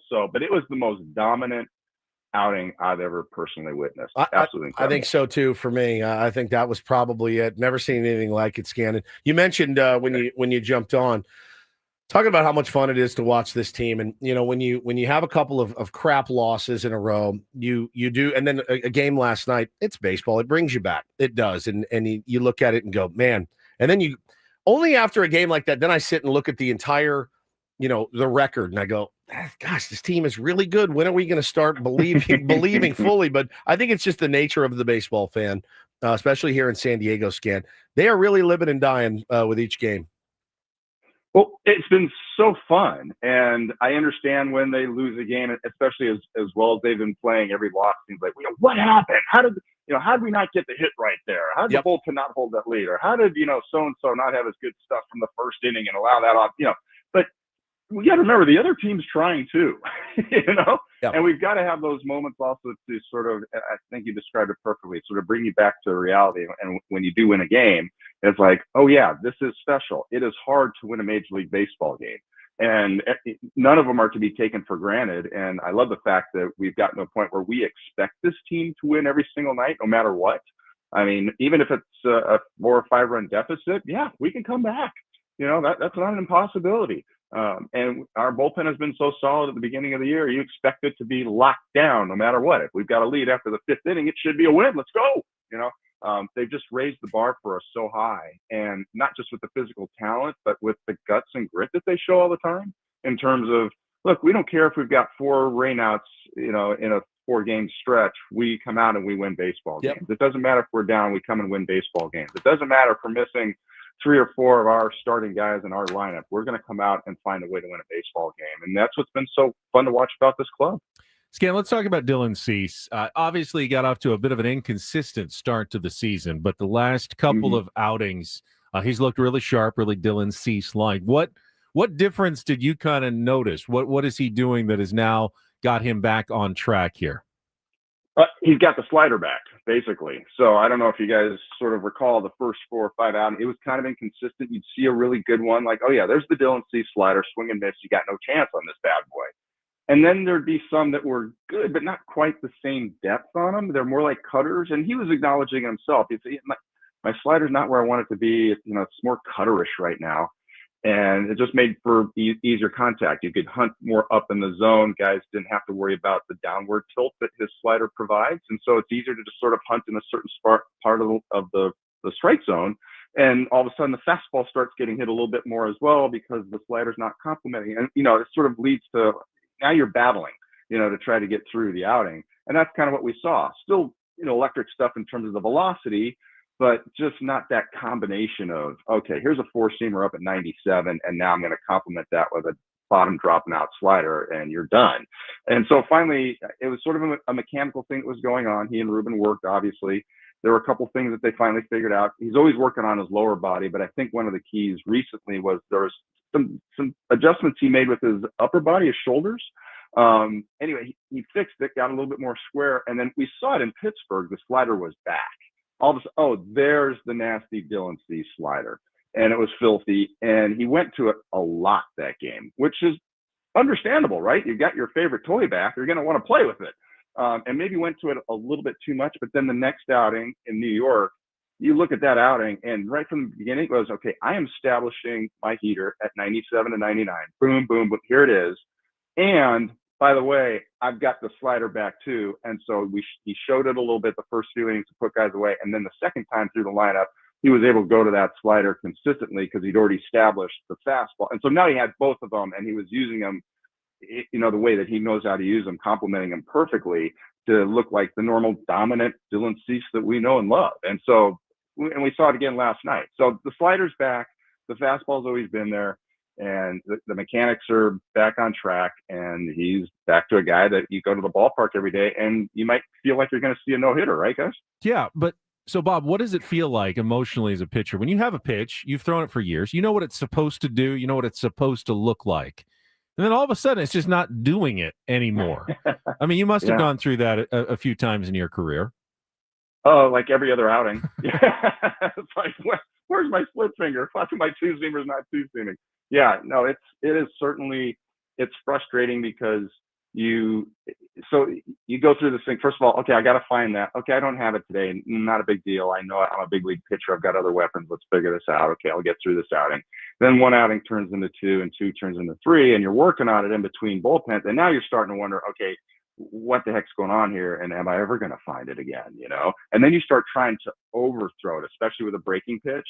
You're thinking, okay, I gotta twist, I gotta wrap it more, I really gotta spin it more, and you try to do more, and the more you try to do, usually, the worse it gets, because you're trying to overcompensate, and oftentimes now your mechanics are off, now the arm is dragging, and now you're trying to rip through it too much, and then you start getting a weird shape on it that you think might be better because you see more action on it from your perspective, but it's actually not better, it's actually hanging now.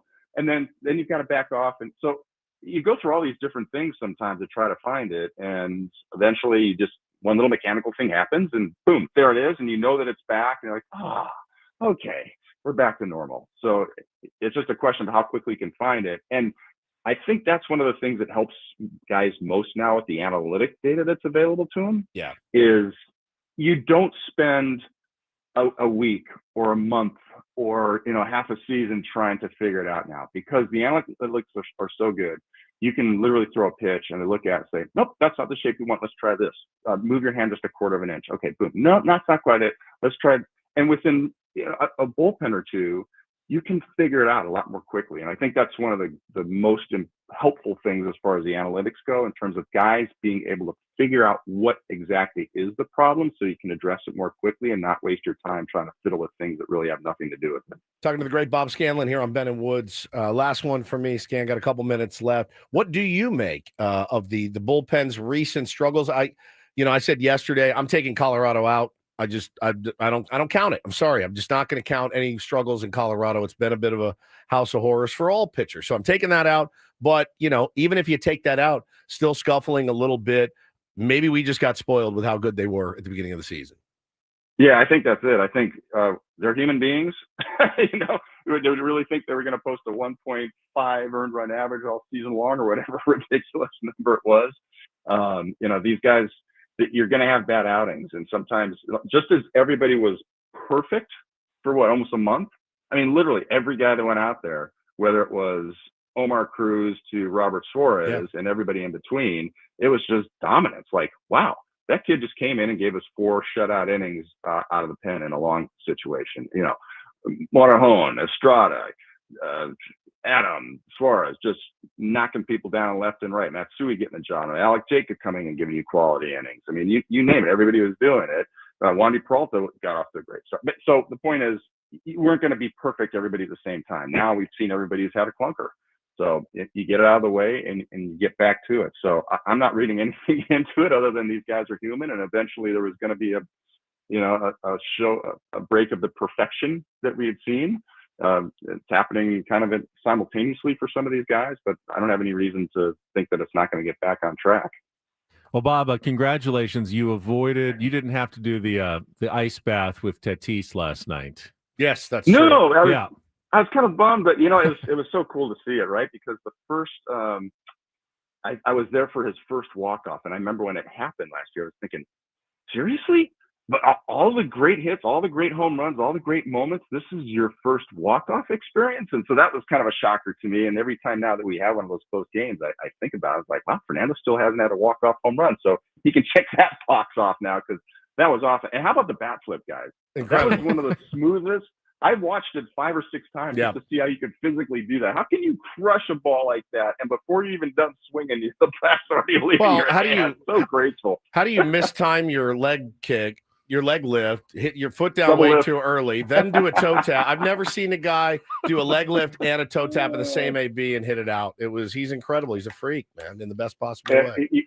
You don't want to miss anything on the field with him, do you? Because you might see something you've never seen before. How about the wild pitch that he scored on the other day? It was like 5 feet away from the catcher, and he scored. Incredible. Like, who does that? Incredible. Yeah. It's Scan, awesome. we're so glad you're now part of the Padres broadcast crew. I'm glad you're in town for the last couple of years. You're welcome. Welcome to San Diego. If you need any recommendations, Ben's got you. I appreciate it. Just got here. Hey, do you know your own birth date, Ben? He has no idea.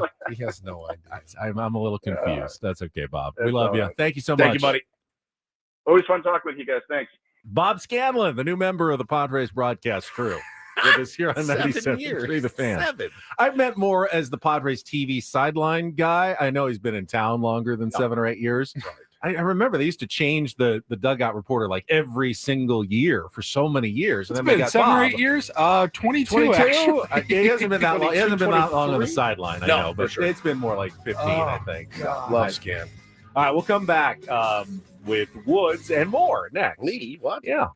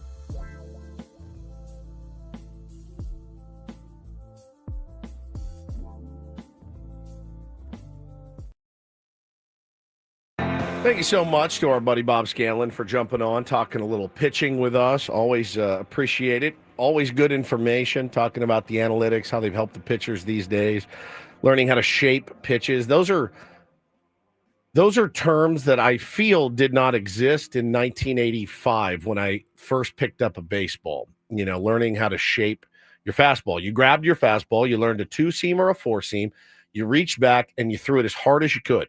And then you learned a changeup and you reached back and you threw that as hard as you could. And then you learned a slider and a curveball and you reached back and you threw those, you know, how they taught you to throw them. Shaping pitches. My shape is off. It's wild to me. And, but, you know, thank God they got this information and Dylan Cease can make that adjustment. Yeah, and my limited experience with like golf analytics, where you go on a TrackMan and you can see, okay, I know I just hooked that ball, but then you can see like the path and the plane and the spin, and then you hit another shot and you go, okay, now I know how I fixed that on that one. Let's try to do that again. And you get the immediate feedback from the data. Does help you dial it in a lot faster than just going to the range 15 times. Banging balls, just trying to guess like what you're doing wrong and what you're doing right. Yeah, no question, man. But no, Scan's incredible. We love him. I love this comment. I had to scroll up in the chat from our buddy David J. Said, listening to Scan talk through using analytics to understand what is and isn't happening for a pitcher, trying to make adjustments is so informative. It's so informative. And I could not agree more. Like, the way Scan is able, I mean, you know, he did it, so he's able to kind of put it more in layman's terms, and he just does it so effectively on what is and is not working, what's going through your mind and your body when you're in that position. Like, I'll be honest, there's times I'm not smart enough to listen to Eno Saris talk about the same type of stuff. 100%. Like, he's just so beyond what I can comprehend with his analytics. Scan breaks it down so well. Yeah, very, very good job by the big, tall right-hander. We are halfway home on a Wednesday. Ben and Woods, 97.3 The Fan. I'm Woodsy. That's Paul Reindl, executive producer.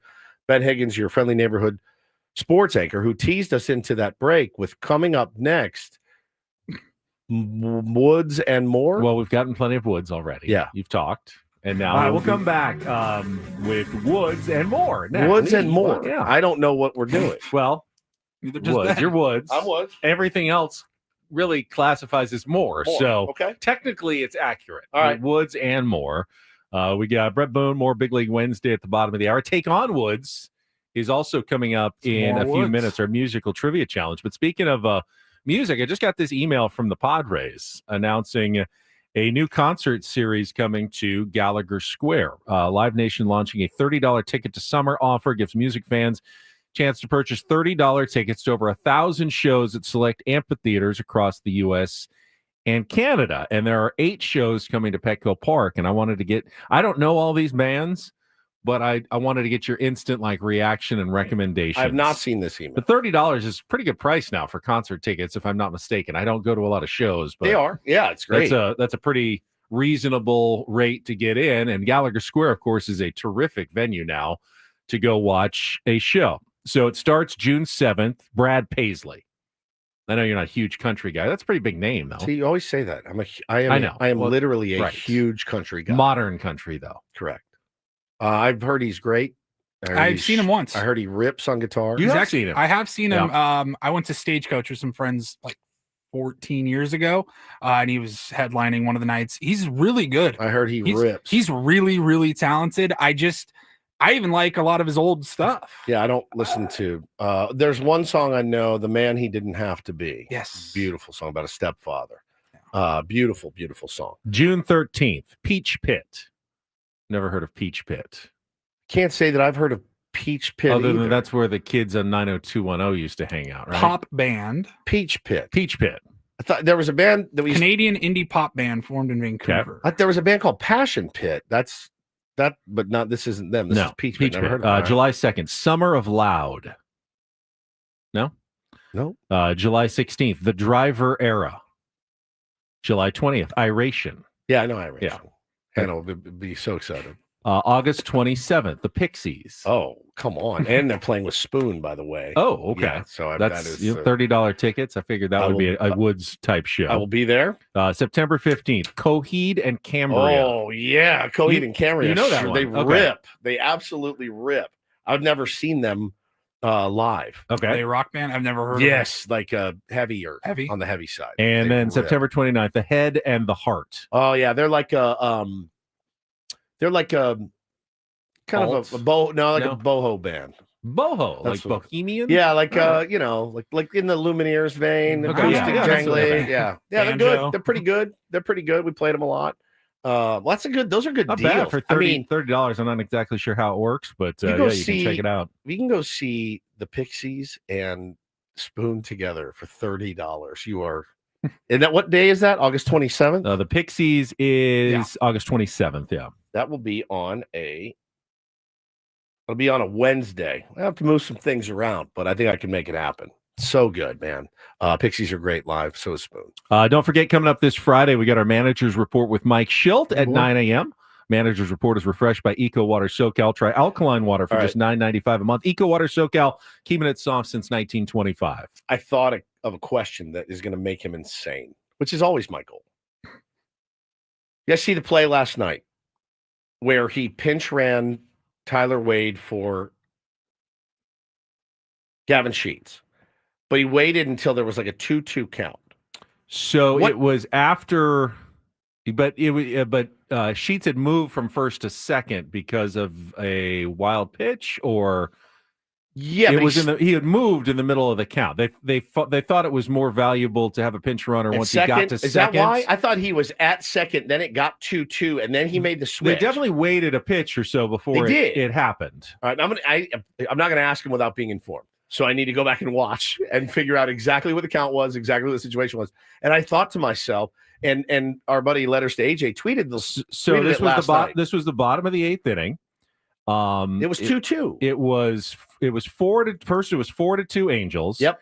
And then Sheets blooped Blooped in it the in. single. Yep. So he's at first base. Then when Manny scored on the wild pitch, Sheets moved over to second, and it was still Bogarts was still up at the time. Okay. And then after one more pitch, I think, to Bogarts, Was it then one they more? sent out one or two more pitches. Then they sent out, it got to a 2-strike count. So And then they sent out Tyler Wade to pinch hit. East County Chris said, Wade, there's a possibility he wasn't loose yet, right? He wasn't loose. He wasn't going to pinch run.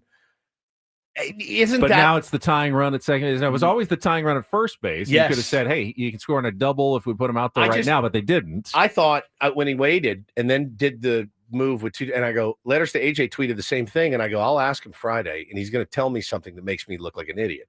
But I wondered if there was some weird strategy that I'd never heard about. I tend to think that you're right. They've got some sort of There's some sort of metric or slight edge that they think they had on that count or in that particular Yeah. situation. That it's why they sent Wade out then. But you're absolutely right. When Gavin Sheets is your designated hitter and he bloops one in, right? And he's standing on first base, why not make the move there? ASAP. At that point, he's the go-ahead run at first base. No, he'd 'Cause still it's be the- 4-3. No, it's 4-3. 4-3, Manny's he'd on be the- third, so yeah, he's the tying he's- run. Sheets is the go-ahead run at first base. Not sure. He'll tell me something. It'll make me feel foolish. I mean, and even if he said, yeah, you know, we didn't think of it quick enough, and then we He never finally would say realized, but I don't think he would I say don't that. think he would say That'd be fine. I mean, that'd be very human if that was the case, but I doubt that was the case. There were I two bet there outs. was You a may reason. not want to burn him there in case you needed him later to pinch hit or something. But I thought, again, it was the count that he did it in. I thought was odd. Maybe I won't ask him now. Now that we're talking through it, he's gonna be like, "You out of your mind?" I think there was 2 outs. Two outs, 'cause yeah. Then Bogarts walked, then Cronenworth walked, Yep. but then Heyward struck out Yep. with the bases loaded. That's right. That's right. So, So- maybe he just didn't want to burn him there. I have no idea. That's correct. Yeah. All right. I thought so. Well, as an aspiring manager myself, Benny, I want to know these things. Am I missing something? Because if it's my team and the big lumbering DH gets a knock, Paulie, I'm pinch running for you, dude. I mean, I'm sorry. You get on first, Yeah. and you're the go ahead run. I'm putting somebody else in. No offense, and I'm doing it on a 0 time. 69 running for 32 over here. It's immediate.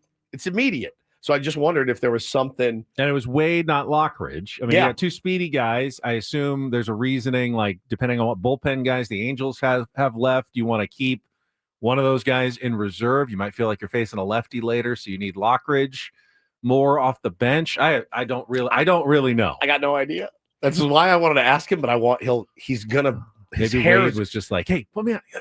I want to go out there. And he fine, boy. Just go. His fine. hair is gonna fall out when I ask him. I just need to think of the right way to word it. They did win the game, so yeah. No, I honestly was just curious. Is there some strategy in baseball that I'm unfamiliar with as to why you wouldn't make that move sooner? That's it. I'm not questioning him. I'm trying to explain it to you. You know this. I'm not questioning. I want to know what's the logic behind it. I just don't want him to think that we're questioning it. Like thinking, oh, you really dropped the ball there by waiting a couple of pitches. But wait, we're not. We're just, I feel like there is a good explanation. Yeah. Unless there isn't. Yeah. Yeah, all worked out in the end. Yeah, it did. Padres got the 6-4 win over the LA Angels on the Fernando Tatis Jr. walk-off home run, as we mentioned, first of his career. 2 absolute monster home runs at 4:24 Monday and then 4:30 on that one yesterday. That was a no-doubter. He knew it. He watched it. Didn't really matter. I mean, his run doesn't matter at that point anyway. You got Diaz in front of him, so there's no reason to sprint out of the box and catch Elias Diaz. Yeah. He went out there so you can just sit and admire as long as you want on that ball to center field, but he knew it was gone the second it left his bat. I really thought Jackson had a couple of bombs last night too. Off the bat. Marine layer got him a little bit. I got to tell you guys, and my wife can attest to this. I've had a rough year with this team of thinking balls are gone when they're not. I'm 0 for 50 this year. I'm not kidding you. Like Heyward will get into one. I'm like, yes, that's gone. And she's like, are you an idiot? 15 feet short. I'm really misjudging. I feel like a Dodger fan right now. The first one in the first inning would have been a home run in 7 parks. It was barreled. It was crushed. Like 103 exit velocity, home run in 7 parks, deep part of Petco Park in center. The other one was not quite as well hit as I thought. It was like it was still 98. It was still a hard hit ball the opposite way, but in May with the marine layer, that thing's just not going to carry. She laughs at me every game because if I hear like a loud crack, I'm like, oh, it's gone. And it's 15 feet short. I'm having it rough. It works for the other team too. There's a few times I think the other team got one and then Jackson makes the catch at the warning track. Yeah. There was one of those last night. It happens both ways. It's not just the Padres who are getting hurt by those. I'm having a rough year. My judgment is way off. It's just way off right now. I feel like Megan says her mom does that as well. Gets all excited for a fly out. I'm telling you, dude. I'm having the most awful year at judging home runs that I've ever had. Tim says that's Dodger-esque. They are the worst. They're the worst. Dodger Stadium, you will have a routine 300-foot fly ball, and it's off the bat. The whole stadium goes, oh! Paulie, guys, are you kidding me? Cranks one out. I'm afraid to go to a game. I'm afraid to go to a live game because I'll be like, oh, never mind. I can't judge it. I don't know what's happening. I think it's easier to do in person, at least for me, than it is on TV. It is. TV really, I more read the batter's reaction than what it looks like coming off the bat on television. Curtis in the chat says, my girlfriend's learned to look up from her book when I yell, go ball! But then she gets disappointed when it only goes to the morning track. Sounds like I'm not the only one. I'll go, Jackson! Never mind. I mean, I yell. I'm like, got it! Oh, God, never mind. Sorry. I mean, guys, 36 times I've done it this year. I'm not kidding you. 36. In every game, I could have Reds Tigers on. And I'm like, oh, it's gone. No, I can't do it anymore. I've lost it. I've lost my ability, dude. I wonder if part of it is that, like, the microphones have gotten better over the years. So you're hearing more of the crack of the bat than you used to, which makes it sound like the ball is going further. Yeah. It's possible that there's a technological component to your mistimed reactions. I mean, it's killing me right now. And Fernando's. Yeah, he knows. Tony he knows right away. If you're just listening to the game, you'll know. Yep. Tony will let you know. Yep. And Fernando's. So good. It's I become wonder like if his Tony- calling card. Yeah. Is Tony ever wrong on those? Do you ever get I've never heard him be wrong. And then Never. it's fly out to the I don't warning think so. track. He doesn't, I don't think so. He doesn't either. do it for every home run. Like, it's not like he's doing the play-by-play. Like, I'm just about 99% Yeah, sure if that it's iffy, he's not going to give you an ooh. Yeah. It's always a no doubter. Jesse always gives you the gonna go when it goes over the fence, but Tony, he picks and chooses his spots. Yeah, I do not. I do not pick and choose my spot. Every time they hit a ball in the air, I think it's a home run. I've lost the plot, my friend. All right, Padres will wrap up their series today. Off day tomorrow, so you want to get into that off day with a series win and a victory. Another 6:40 start tonight, and then 5:40 EcoWater SoCal pregame show. Kyle Hendricks, the former Cub, right, going to be on the mound for the Los Angeles Angels. And then it'll be Randy Vasquez, who's come off a couple of decent starts, going for the Padres in the final game of the series tonight at Petco Park. We'll talk more about that. We will also talk about the Pete Rose news, the ruling by Major League Baseball Commissioner Rob Manfred removing Pete Rose, Shoeless Joe Jackson, and anyone else who was on the permanently ineligible list but has been deceased. And now they're off the list, which could impact their chances. Well, it now makes them eligible at least for the Hall of Fame. It doesn't mean they're getting in the Hall of Fame, but makes them eligible for the Hall of Fame. We'll talk about that coming up in our 9 o'clock hour. Brett Boone also going to join us on a Big League Wednesday in just a few minutes, talk about his new job as hitting coach for the Texas Rangers. Right now, though, need a contestant for Take on Woods, 833-288-0973. 833-288-0973. We'll play our musical trivia game, chance to qualify for Vegas, next after traffic on 97.3 The Fan. And after I tell you about SDFatLoss.com. It is starting to warm up, San Diego, but it is not too late to get in shape for the summer. And the best way is by signing up for SDFatLoss.com, because you can lose weight fast and sustainably. It's the 1-2 punch that we're really looking for when it comes to weight loss. I went through the program a couple of years ago, so I speak from experience. It worked for me. I lost 40 pounds in 60 days. Scraby lost 40 pounds. Crisella lost 37. John Flint lost 30 to 40 pounds down the hall. So many tier ones who have done the program have had similar success stories. You can join the growing army of the success stories in San Diego by setting up your free consultation at SDFatLoss.com. They will explain how it works, but you don't have to exercise.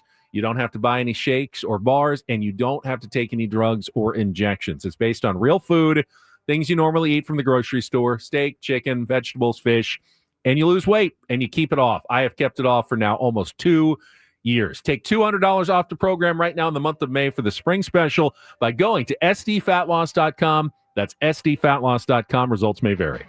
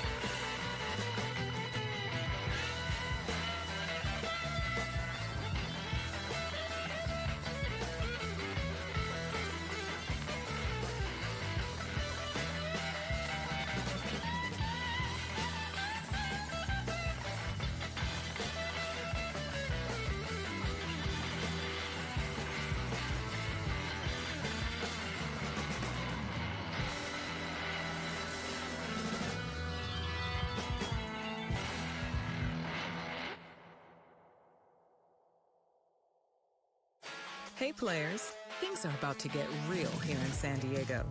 Introducing the all-new Jamul Casino Resort. With a 200-room hotel tower, exciting new eats and drinks, plenty of new places to play, and a luxe spa and salon. Hello, rooftop pool and deck. It's where players can play their hearts out and enjoy all the perks that come with it. It gets real this summer at the all-new Jamul Casino Resort, the players' place.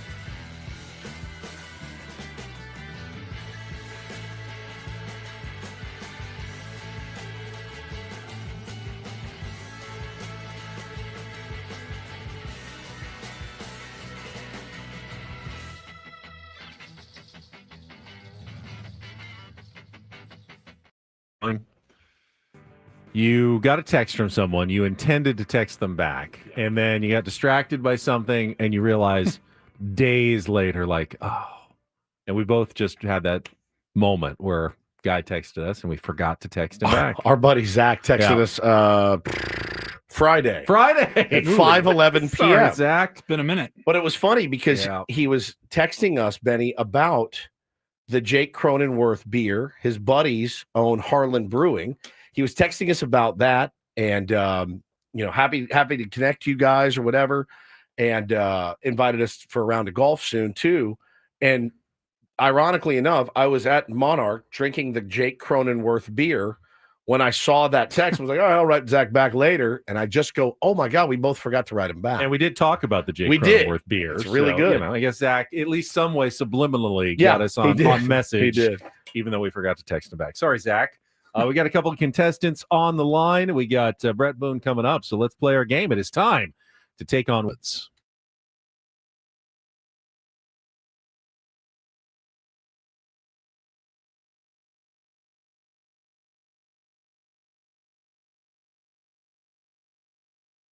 Oh, we got a potential Tournament of Champions participant on the line today. Let's say hi to Guy. Hi, Guy. Hey, good morning, fellas. Guy, you are up today on Take on Woods. It is brought to you by Bay Alarm, security and fire alarms for every business. We got you, and we got 3 categories for you. Beat or tie Woods, you will qualify for the grand prize drawing. It is a trip to Las Vegas to see Bruno Mars at the Park MGM Dolby Live on September 3rd. 2-night stay at the Park MGM and a $100 gift card. Tickets are on sale now at Ticketmaster.com. All right, Guy, here are your categories. You got a groovy category. The word groove in the title of all the songs. As easy as 1, 2, 3. 5 song titles, each with just 3 letters in their title. And Luck O the Irish. Song titles are artists that all have an O, like O apostrophe, in their name. So a groovy category is easy as 1, 2, 3, or Luck O the Irish. Guy, what'll it be? Let's try the 1, 2, 3, please. As easy as 1, 2, 3. All right, we have 5 song titles. Total of 15 letters. That's it. 3 each on all of these song titles. You'll have 60 seconds. You know how it works. Pass if you don't know one. First question is the 2-second song. Paulie, queuing it up now. You need to give me that 3-letter song title and the artist to score the point. You're up first, then Woods. Compare scores, yada, yada. All right, you ready to go, Guy? Let's do it. All right, let's put Sounds good. 60 seconds on the clock, Paulie. Again, the category is easy as 1, 2, 3. Your time begins when Paul plays the music. Good luck, Guy. Let's take on Woods.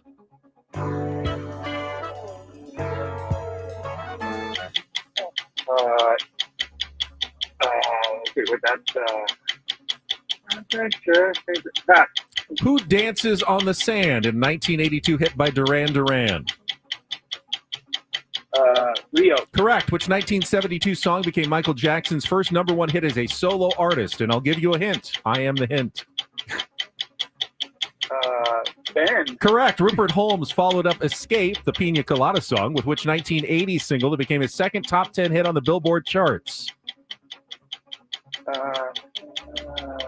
Pass. T-Pain was featured on which 2007 debut single by Flo Rida that reached number one on the charts?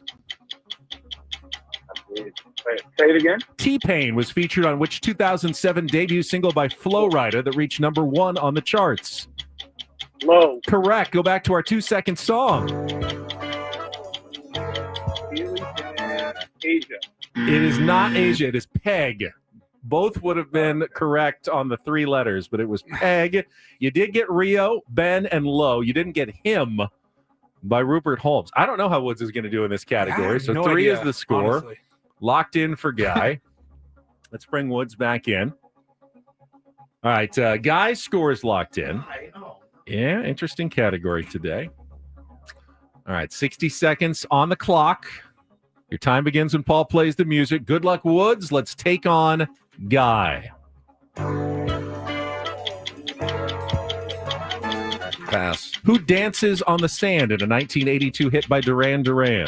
Rio. Correct. Which 1972 song became Michael Jackson's first number one hit as a solo artist? And I'll give you a hint. I am the hint. Oh, Ben. Correct. Rupert Holmes followed up Escape, the Pina Colada song, with which 1980 single that became his second top 10 hit on the Billboard charts? This one's going to make me nuts. Pass. T-Pain was featured on which 2007 debut single by Flo Rida that reached number one on the charts? Somebody flushed the toilet? What was this? That was this phone.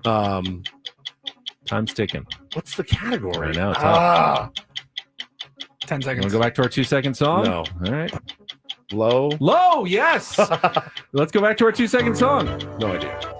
Let's go back to Rupert Holmes followed up No Escape, idea. the Pina Colada song. All right, 3-3. It's a tie. Oh, God, I pulled that out It's of a my rear. tie, which means, Guy, you Tie have for Guy? qualified.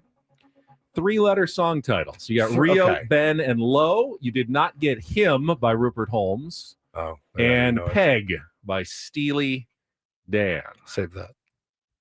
Oh, I got you. Guy, hang on the line. Paulie will get you in for the drawing this month. You got the Ben with my clue, though. Guy is also a 3-letter name. So Dominic, this is and excellent he has work. Asia by Steely Dan, which would have worked as well because it's Yeah. AJA, but is not Peg. Probably because Steely Dan's terrible. I know if you had don't to like guess. Steely Dan. I thought that might give you a little trouble. Yeah, one of the with worst the bands of all 2-second time. song Sorry about today. it. I don't cater to you though. I just No, that's I true. come up Just with the do the categories category as they as you strike will. me, and we get to them. All right. Thank you for playing, Guy. We will take a timeout when we come back. Big League Wednesday Part 2. He's got a brand new job. He's back in the big leagues. He is the hitting coach for the Texas Rangers. Unreal. All of our friends in Texas. Unreal. Bret Boone is going to get us caught up when we return next on San Diego's #1 sports station, 97.3 The Fan. Gambling problem? Call 1-800-GAMBLER. GEGE 000-466. For a full list of games and rules, play at 7 Mile Casino. Visit 7milecasino.com. All right. After the disclaimer, we tell you about 7 Mile Casino, which is San Diego's best and closest card room. I had been to some of the other ones, and I admit, it's fine. You drive 50 minutes. You play for an hour or two. You got to get that drive all the way back. And then I went to 7 Mile Casino. It was so easy to get to. Right down the 5 in Chula Vista, west side of the freeway on Bay Boulevard. And then I walked in, and I go, not only is it close, this place is spectacular, Woods. Yeah, it's awesome. We were there together. Our very first day we walked in, blown away, and been going back since. Love it. Wish I could get out there more, to be honest with you, man. But, it is very, very close. You got to have the time in your day, right? But you can go and play California-style blackjack. You can play for 30 minutes if you want, have lunch, and then get back to work. It's that close. It's that much fun. Check it out for yourself. 7 Mile Casino. Best part, just 7 minutes from downtown.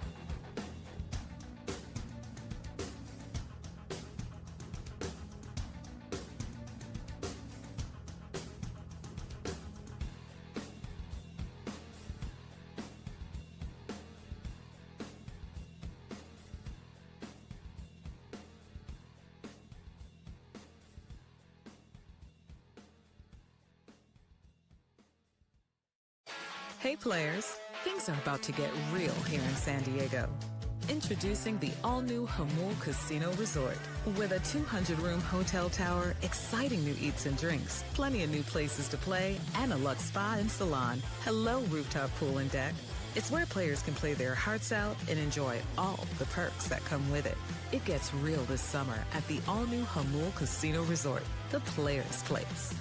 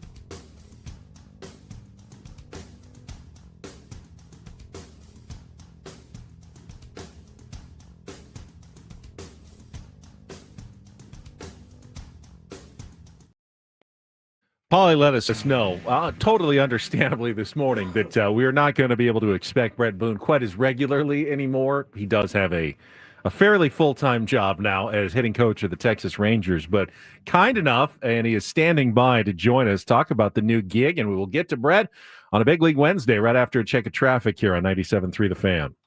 From the 855 Get Ross Traffic Center, protecting San Diego after accidents or injury, here's Kelly Danick. Traffic is brought to you by Valvoline Instant Oil Change, a 15-minute drive-through oil change. Crash has cleared on northbound 5 before Mile of Cars Way. Still seeing a little residual slowing there. Fortunately, no other incidents or accidents to mention. San Diego, before you cruise out this Memorial Day, stop by Valvoline Instant Oil Change. No appointment needed, just 15 minutes and your road trip ready. Valvoline Instant Oil Change, experts you can trust. Visit SoCalOilChange.com for coupons. I'm Kelly Danick with Ben & Wood, San Diego's #1 sports station, 97.3 The Fan. And technically, for now, I think he's still also an Odyssey MLB insider.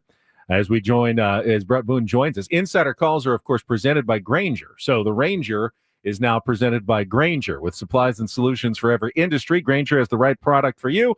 Call, click Grainger.com. Just stop by. Bret, host of the Bret Boone podcast, featuring the most notable names in MLB and around sports every week. And now you are one of the most notable names around MLB in the last couple of weeks, Bret, with the new job. I think it was announced the day after we had you on. Did you know it was coming when we talked to you 2 weeks ago? I had no clue. Come on. It's crazy. We played your podcast and how it all went down. And, you know, I know you were talking to Michael Young. I grew up in the Dallas-Fort Worth area. I love Michael Young. My first question was, why isn't Michael Young the hitting coach of the Texas Rangers? Few guys did it better than that guy. Hey, Woodsy, you're in the Dallas area. Okay, I just rented a place. I need a furniture guy. So tell him, hey, who needs a furniture guy? Mattress I'll pump Mac? him. Yeah, I am San Diego's concierge. I'm not Arlington's concierge, though. No, dude. Michael Young. Yeah. Weird story, man. I just happened to go up to a USC game, which is my alma mater, and I told Stankiewicz, Andy Stankiewicz, the skipper there, I said, "Yeah, I'll get to a game by the end of the season." Finally, I decided I got to go there in Irvine, playing UCLA. I went up, threw out the first pitch, and Michael Young, and I'm sure you heard the story. He texted me, and I read my text that don't bounce it, Boone. I'm like, why is Michael Young at a USC game in Irvine, California? And he just said he'd lived down the street and he was taking his boys out to a game. And I went up to, talk to some of the SC guys, and I told Michael, I'll yell at you before I leave. So we hooked up. Michael Young was a young player when I was in Seattle in the early 2000s, and I always liked him. He was a guy I'd get to second base and I'd talk to him, and he was the rookie. And, I always said, this kid's going to be a good player. He ended up being a great player. Yep. But I always liked Michael, and we hadn't caught up in a couple of years. I had him on my show a couple of years ago. That's the last time I talked to him. And I was just going down there to say hi. And we started talking. I said, what are you doing? He said, I'm with the Rangers. And we started talking about the Rangers. I said, that team's better than they're playing right now. And, I was going into podcast mode, and we started talking hitting. And I said, why don't you go down there? He goes, no, I like my role here as assistant. And I said, well, I'll tell you what, I got to run. I said, but tell CY, Chris Young, the president, I said, tell him I said hi. And I said, and when you see Boach, give him a hug for me. Because as everybody knows, Boach is one of my all-time favorite guys. And he said, sure enough, Boone, I'll see you down the road sometime. And that was it. It was just seeing an old guy that I'd played against, a buddy, and talking, chatting. And I got home, and I was sitting on the couch, and I got the phone's ringing, and it's Boachy. And I'm like, this is kind of weird, weird timing. So I answer the phone, and there's that, hey, Boney, and there's Boach. And I said, Boach, let me guess. You just want to come back on the podcast. And he laughed, and he said, no, we're going to make a change. And he said, I was just wondering if there was a chance you'd consider putting the uniform back on.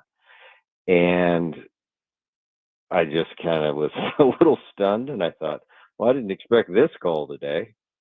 And then we got serious about it and talked. I said, let me talk to my family a little bit and talk to my wife. And she kind of looked at me stunned, like, where did this come from? I said, I don't know. And I thought about it, I didn't think about it long. And I thought, Bruce Bochy, if I were going to go back, there'd be a handful of guys that I would work under. And definitely Bruce was at the top of that list. And something hit me, and I said, I can't turn Bruce down for this. I'm going to do it. And I called him back. I said, Bruce, let's go.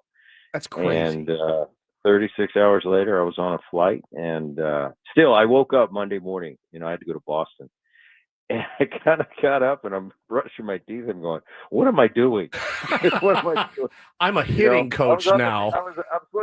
I'm on the beach with my dog, and next thing you know, I'm flying to Boston. But it was really cool. I had the flight. They announced it. Phone blew up. I heard from people I haven't heard from in a long time. And I got to Boston, and about 11:30 at night, my Uber pulled up, and there's Boach waiting for me at check-in. So I gave him a hug. I said, hey, good to be, he was very welcoming. And next day I went out into the dugout in Fenway, and I thought, I don't know why we're doing this now, but it felt right. And it's like, this is where I'm meant to be right now. There was nothing, I hadn't told anybody I was interested. It was just meant to be. And before you know it, I was back in the grind. And the more I thought about it, it's like, this is what I've done my whole life. I grew up in it. And my dad was still playing. My dad was still in the big leagues when I got drafted. And then I did my career. And, we've been doing the podcast and the media side for a while. But I'm right where I need to be right now, right where I'm supposed to be. These kids are great. As much as I'm slowly finding, as much as the game has changed, it's still a hitter 60 feet away trying to kick that pitcher's butt and vice versa. And I love it. The one thing that's kind of shocked me a little bit, I got a little more emotional than I thought I'd be, emotionally invested with the actual player. And really in the, I can't be in the batter's box anymore, but it's cool kind of, being with them in the mind when they're in the box and living and dying every AB with them. I've kind of used it now too much, but it feels like I have 13 new kids. Yeah. Yeah. I can see that. I remember a year ago watching my son in the minor leagues, and Woodsy, I like to be cool. Yes, you do. I think I'm cool. My kids let me know that I'm not cool. Yep. but I like to be that poised dad in the stands. And when Jake is hitting well, man, inside I'm going crazy. You're screaming, man. Yeah. Yeah. And then when he's scuffling, man, I'm scuffling with him, but I don't want to let him see you sweat. So I'm doing this every night with these guys. It's so cool. Man, Jock Peterson gets a big hit, and he's got off to such a tough start and wants to do good for his new team. And I'm in there going, oh, yeah. And then other guys are scuffling, and they don't get a job done, and they're up there to do move a runner, get that sack line. It doesn't happen, and I just inside internally, I'm just going, no, come on. So it's been a lot of fun. It's been a quick, week, but I'm getting to know these guys, and as much as I like to talk, I've been really fighting it and going, hey, I'm going to listen here for a while, figure out these guys' personality, see what makes them tick, and just intervene at the times I see fit. And it's been a slow process. It's going to be a process to get us to where I think we need to be. But I see some really good early signs that, this is a talented team. And I remind them all the time. I said, remember this. 2 years ago, you were hoisting the trophy. So you know how to do this. You don't win World Series because you're lucky. I said, and we just need to get that fire back. And it's cool to see. Ton of talent. Obviously our big guy Seager's on the IL right now. When you put him in the middle of it, it makes a big difference. But there's plenty of talent around it. We got a great starting rotation. Topped with DeGrom and Eovaldi at the top. So we've got it there, and we've got a lot of talent on the hitting side. We can really match up right and left-handed. But we've been playing good lately, and hopefully I can just be a little part of this. But I'm fired up and I'm excited. Boone, certainly got some success already. 4 wins in a row now for the Rangers. They're hot. You got Josh Young's been hitting really well. Wyatt Langford had a giant home run the other day. But as a hitting coach, I've been kind of told now it's all about analytics and video and technical stuff. I mean, you got to learn that on the fly. Like training for that at this point. How does that work for you? Well, I'm very open to it. What I'm finding, it's not rocket science. I mean, there's a lot more numbers put to everything. But I laugh with the guys, and they'll tell me, the spin rate is this, and I say, you know what that is in my day? That's a really good slider. Yeah. I said, you know what average spin rate is? That's things spinning, and we're gonna knock the crap out of it. I said, that's all that's changed. They're putting numbers to the verbiage. If it's he's throwing 90. No. That's a really good fastball. It's got life on it. The numbers have changed. And as much as the game has changed, it's still 60 feet away.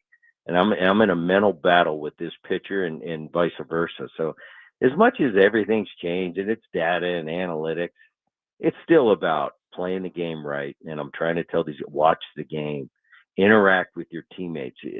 Bret, the coach, I can give you a little something that maybe triggers something in that mind to give you a chance this next at bat, but it's interact with your teammates. Hey, what do you see from this guy coming out of the bullpen? What's your history with him? What does he tend to do? Oh, last time he did this to me in this situation. Boom. That's where the gold is. That's intel. That's getting ready. That's watching the 3 right-handed hitters that come up before you as a right-handed hitter. What did they do to them? Now I'm formulating a plan. Now I get in the on deck circle. Now I'm going to go execute my plan. And if we have that mindset, and the left-handers get together with the left-handed guys and have that same conversation, man, lean on Jock Peterson. He's got a ton of experience. Lean on a Marcus Semien. Lean on a Seager. These guys have been around the most, and they can help the young players. And once you get those guys talking and really watching what's going on in the game, the iPads, they're great. I'd love to have an iPad. I could see everything now. Get back, see your bat, see where that pitch was, and now back to the game. You're watching this guy in the game now because you're going to be up in 6 batters from now. And that, like I said, that's where the gold is. It's nothing fancy, just playing the game right. When you play the game right and you go up there with the right approach in the long run, you're going to win. You're not going to win every at bat. But over the long haul, you're going to give yourself the best chance to be accessible as you can. And these guys are buying into it. They're still ball players. They're still hitters, and they want to get a hit every at bat. But it's just having the right approach, doing it right, playing the game right, and watching the game. And so far, it's been a lot of fun. It's hilarious. It seems like I was just down there hitting, And now all these guys are like my kids' age. So it's a lot of fun. It's been a journey, and I'm excited to be back because this is, it's kind of where I'm supposed to be, with a uni on a big league field. Boone, did you tell last night's starter, Mark Leiter, who was a stud, by the way, how bad his dad chewed you up when you hit? Oh, I already saw his dad. You saw his dad? His dad, His dad was already yelling at me. Come on, Boone, get my son. He throws 99. Come on, tell him to. I said, Al, I'm the hitting coach. I said, Al, you're not your son. You're a psycho. He's not a psycho. Yes. And I said, and I have a tough time talking to you because you know why. You had my number, and he just laughed. He did. I looked it up. Shared a moment. Do you want to hear? Oh, you want to hear? No, I don't. All right. It makes me twitch. Okay. All right. We'll say a word. Let me have the number. Go ahead. All right. It ain't good. Batting average against Al Leiter, 118. A 147 slug and an OPS of 397. KD up 5 times, and you only had 34 AB or 42 ABs against him total. You make contact mostly. Yeah, you make you put the ball in play. Probably weak rollovers. He threw me that cutter in, and it's almost like he could get on the PA and say, "Booney, cutter in," and I would rip that thing foul, and he'd chase me farther inside. He got me mostly when I was a young player before I changed how I hit. But yes, push comes to shove, Al Leiter is at the top of the list that guys that owned me. So it's still tough to talk to him because he always has that kind of thing over me where he's just laughing like, yeah, I owned you. Now let's talk about my son. So good. No, his son's great stuff. And, part of a really good starting rotation. We've got a really, from what I've seen, just the week I've been here, man, these guys are for real, this starting rotation of the Rangers. And, yeah, it's great. It's great going to work every day, but man, these hours are long. It seems like I'm in that cage for a week at a time. Podcasting life's a little bit easier, Booney. We're out of time. Will you do us a favor though? And when you see Higgy, I think Higgy's hurt right now. Kyle Higashioka. Will you? He just came back. Just came back. Night. Okay, he's back. Will you give him love from Ben and Woods and Paulie? Tell him we love him and do some damage out there. And good luck next week against Baby Bro. Yeah, good luck against Baby Bro next week. Yeah, good luck to him. Yeah, and we'll see you 4th of July weekend. Padres Rangers at Petco Park. Yes. So, we'll be down there. See you then. We'll be down there. Thank you, buddy. Yeah, thanks, Bret. Paulie, I'll pop on once in a while, but hey, thanks for everything. Awesome. Guys. Good luck, but I can't pull for your Padres. I know. I get it. I get it. Woods, did you order him his furniture yet? I did not. Not yet. Hasn't not Get on his that way yet. furniture Okay. out there, Woodsy. I will. I'll make a couple calls. Bret Boone, new hitting coach of the Texas Rangers, going to pop on from time to time Crazy, throughout the man. season. I thought I'm confused. I thought Jack was Mark Leiter's son. He's Al Leiter's son. All right, never mind. I no idea what I'm talking about this morning on 97.3 The Fan.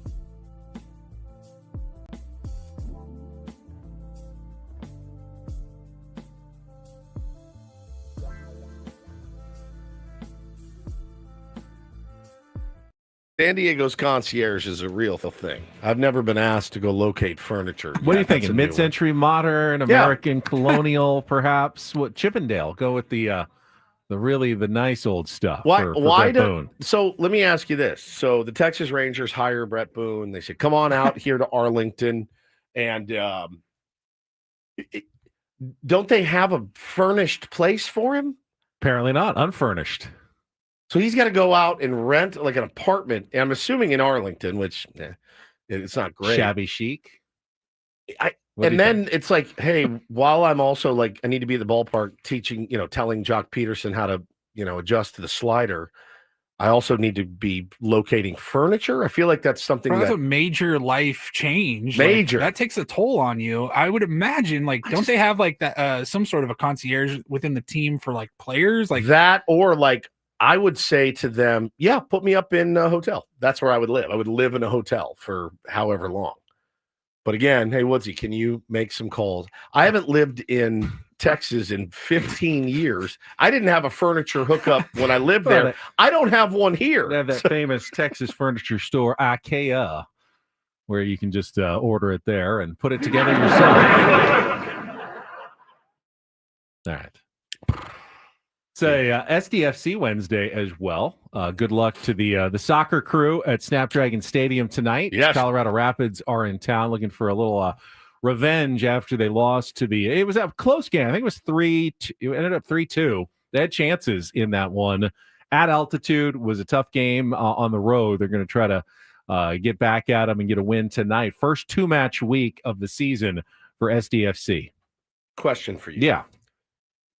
If a team plays at altitude all the time, like the Colorado Rapids do or the Colorado Rockies do, yeah, do they also have a tougher time adjusting to non-altitude? Right? Oh, to non-altitude. No, it actually helps them. I believe it helps them once They're they energized. They're already. That's why like boxers will train at altitude and then go come fight. down and fight at sea level, Okay. and they feel like they get that extra boost of energy when they come down. Yeah, you wonder, you get used to something for so long, and then you throw a monkey wrench into it, like, oh, you're no longer at altitude.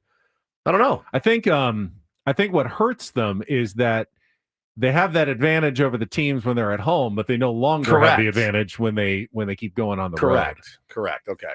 But they know it too. When you're playing the team, you're like, these guys are gassed. I'm telling you, man, I walked up the stairs twice. 2 flights of stairs in Telluride, almost died. I was like, you this don't talk sucks. about it in baseball that much in terms because it's not an endurance sport necessarily, where you have to constantly run like a basketball, football, or soccer or football. So it makes more of a difference in those sports, I think, than baseball, which is more about obviously the way the ball reacts seems to be always the center of attention when it comes to the altitude games in baseball. Yeah, no doubt. All right, so you get to SDFC tonight at Snapdragon Stadium, Padres tonight at Petco Park. But we've been going for 3 hours. Haven't even talked about what was the big national news story yesterday from the world of baseball, and that was the decision by Rob Manfred to remove Pete Rose, Shoeless Joe Jackson, and other players who were on the permanently banned list.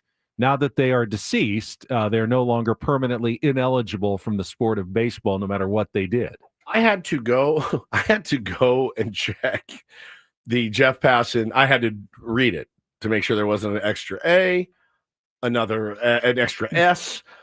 Did it, checked out a couple different sources before I actually believed it. I actually could not believe that this happened yesterday. I don't know what the impetus for it was. Like, I don't remember there being any buildup, like, oh, they're going to meet in May to discuss this. It felt like they just kind of dropped this on us. And listen, obviously you're going to see a lot of mixed reactions about it. I thought what our pal Craig Calcaterra said was pretty good. And he brought up Rob Manfred. And he talked about something that Manfred said years ago. And he just said this kind of, again, kind of came out of left field. This is what he said 10 years ago. The results of this work demonstrate to me it's not possible now, over 95 years. This is about the Black Sox. It's not possible now, over 95 years since those events took place and were considered by Commissioner Landis, to be certain enough of the truth to overrule Commissioner Landis's determinations. So what changed in the last 10 years? I know that there was lobbying on behalf of Pete Rose by Pete Rose and his family. Pete Rose said many times they'll let me in when I'm dead and gone. And at the end of the day, we all know the stories. We all saw the documentary. It's crazy. I mean, absolutely beyond crazy. They asked a couple of big league managers. Mike Schilt was one of them. Schilt weighed in on it. You know, obviously the player deserves to be in the Hall of Fame. A lot of other ones said, you know, Craig Counsell said, good for Pete. You know, look, when they walk into the clubhouse and they see that rule that's up there, that's the first thing they see every year. It's beaten into their heads. Don't do it. You can't do it. Yes, now baseball's changed. Yes, we know. It's brought to you by DraftKings. We've heard all the jokes. Brought to you by Underdog. Whatever. We know. We know they're in bed with them. That said, they still can't do it. They still can't do it as players, even though they're. You can bet on any other sport. Bet on just not baseball. Just don't bet on baseball. I honestly, Pete Rose isn't getting into the Hall of Fame. You don't think so? No. I think he has 0.0 chance of getting. No into kidding. the Hall of Fame. I thought I looked at yesterday's news and go, oh, he's in. No chance that the sports writers. And he won't go in front of the full panel. He'll go on the Eras Committee in 2027 is when he'll be eligible for the 2028 class. It'll be the 16 people who are in that room. That means only 5 have to vote against him. 5 people in that room have to vote against him to go to the Hall of Fame. I promise you there will be at least 5, if not many more, who will still say not letting Pete Rose into the Hall of Fame. I don't think there's any chance at all. Now, I won't say never, because I don't know. Do you think Shoeless Joe Jackson will get in the Hall of Fame now? Let's all be very honest. Our opinions of Shoeless Joe Jackson are based entirely upon a fictional movie script at this point. I was going to say, I couldn't actually tell you anything about what he did on the field. You could never prove that he did anything to throw that World Series, as Kevin Costner tells us, as he tells his little daughter Karen about all of Shoeless Joe's stats from the 1919 World 367, Series. hit the series only home run. He didn't make an error. The late Ray Liotta, his and they say he performance cheated. If anything gets Shoeless Joe Jackson into the Hall of Fame, it'll be Ray Liotta's performance in that movie. But there's no way the facts have changed. Nothing has changed over the years. He took money to throw a World Series. No one should be less qualified to be in the Hall of Fame than Shoeless Joe Jackson or any of those other players. I talked to Bo about it last night. Bo asked me, and he said, you know, who's Pete Rose? And I told him. And he reads now. He's reading the banner at the bottom, and he goes, Shoeless Joe Jackson, because he loves Field of Dreams. We've watched a little bit of 8 Men Out, right? And he goes, Pete Rose, who's Pete Rose? So I tell him about Pete Rose, kind of, you know, omitted a couple of things about Pete Rose that is not ready for his ears yet. Just talking about age of consent and things like that. But I said, guy was an unbelievable baseball player. Absolutely incredible. I said, then he decided to become a manager, and then he decided to bet on his team. And I said, it's just a big no-no. And he goes, well, what about Shoeless Joe? Will he get in? And he said, because again, having seen the movie, loving the movie, he goes, he didn't really do anything wrong. I go, Bobo, this is a perfect example of you are the company that you keep. If you and 7 other guys, if you're with 6 other guys and they rob a bank and you had no idea, but you're in the same car, guess who robbed the bank? You did. And I said, it's a really good example of we are the company we keep, you know? And I said, people can bring you down. And again, the effort on the field, who's to know if Shoeless Joe Jackson, Ben, probably shouldn't have hit 550 in that World Series with 4 home runs. You know what I mean? You just never know. And we're never going to be able to go back and find out because no one at all involved. They're all long gone. You're never going to get the true story on that. But when it comes to Pete Rose, what Rob Manfred did was probably fairly smart from a business perspective and extremely cowardly from a personal moral perspective, because all he did was take any criticism of people who are like pushing for Pete Rose to be in the Hall of Fame off of him and put it on now the people who are going to have to say no when Pete Rose comes up for a vote in a couple of years. And they will say no. There's no way he's getting the votes necessary in my mind from that group. Based on the current, I mean, maybe they'll change the rules at some point in the future, but as they have it set up right now, just guarantee you 5 people are going to vote against Pete Rose. So what do you think how long? Look, is this for the rest of our lives? Every year he's going to be eligible? No. Yeah. With the Eras Committee, you get your shot, and then 1? Might be 2, something like that. But Is there a higher level it can go to it'll- after that? No, and then they can always change the rules. Yeah, of it's course. it's their Hall of Fame. They make the rules of how it works, and they made the rule when Pete Rose was first put on the permanently ineligible list that we won't consider anyone on the permanently ineligible list. That was kind of cowardly too.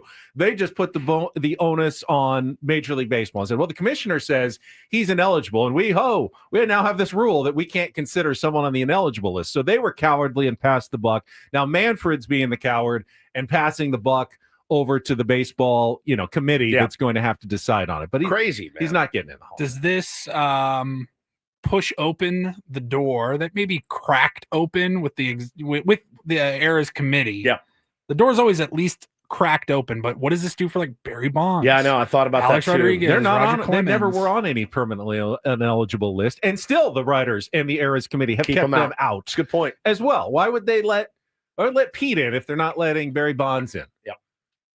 I mean, that to me, that's another sign why it's not going to happen for Pete Rose. And I saw Dan Wetzel came out with a piece. I've heard this argument many times before that, hey, it's a museum. It should be telling the story of baseball. Yeah. Pete Rose is part of the story of baseball, and fine. But the actual induction into the Hall of Fame, that's an honor. That's not telling the story of baseball. Have all the Pete Rose memorabilia. Tell Pete Rose's story. Have an exhibit about what he did. It's an honor, but he ain't going to be there to feel most honored. hits all time. It's not. But he doesn't deserve to be honored in the Hall of Fame. His story should be told as part of baseball. Have a huge Pete Rose exhibit, but he doesn't get a plaque. With the other guys. Yeah, he's got everything who are else in that there Hall of Fame as part of the history. He just of doesn't baseball. get. But tell the story of Pete Now, Rose, of course. So the other thing is somebody said yesterday at this point, and it was a pretty salient point, I thought. It said, look, Pete Rose gets in the Hall of Fame. You have every right to be upset about it. Don't let one guy's plaque ruin your Hall of Fame experience. And I don't know. And I thought about that for a second. I go, yeah, okay, fine. Like, it's one guy's plaque. Doesn't take away from the other, hundreds of guys that are in there. Certainly. I honestly, like, the guy's personal life, watching that documentary was a mind blower. I mean, it really was a mind blower. And you went, holy crap, dude, he actually said this stuff. The betting on baseball is one thing. And we've talked about the ramifications. Well, I hear this all the time. Yeah, never bet to lose. And I go, yeah, man, but he's doing things he normally wouldn't have done to try to get an outcome. Does that make sense? Like, his intentions were not the pure, I just want to win a baseball game tonight. This isn't looking for an edge. This isn't looking for a guy's split finger grip in his glove. This is something totally different. And I thought to myself, again, that rule, he knew it. Everybody knew it. He denied it. Only when he kind of was faced with the mounting evidence, Ben, and a deal was he like, all right, fine. It's just, that's the tough part. And I also disagree with Rob Manfred when he says, well, he's dead. He's no longer with us, so he's no longer a threat to the game.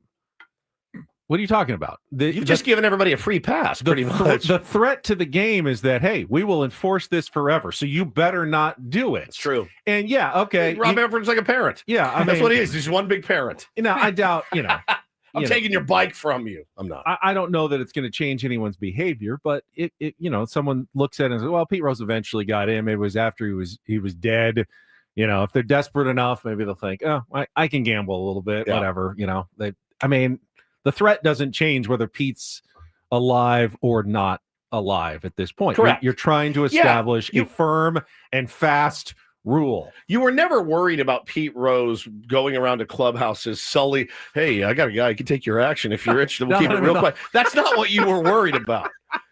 Okay, you weren't worried about that. No. Now he's dead, and now he can't convince our players to gamble. What you've just said is we've taken all the consequences away from gambling.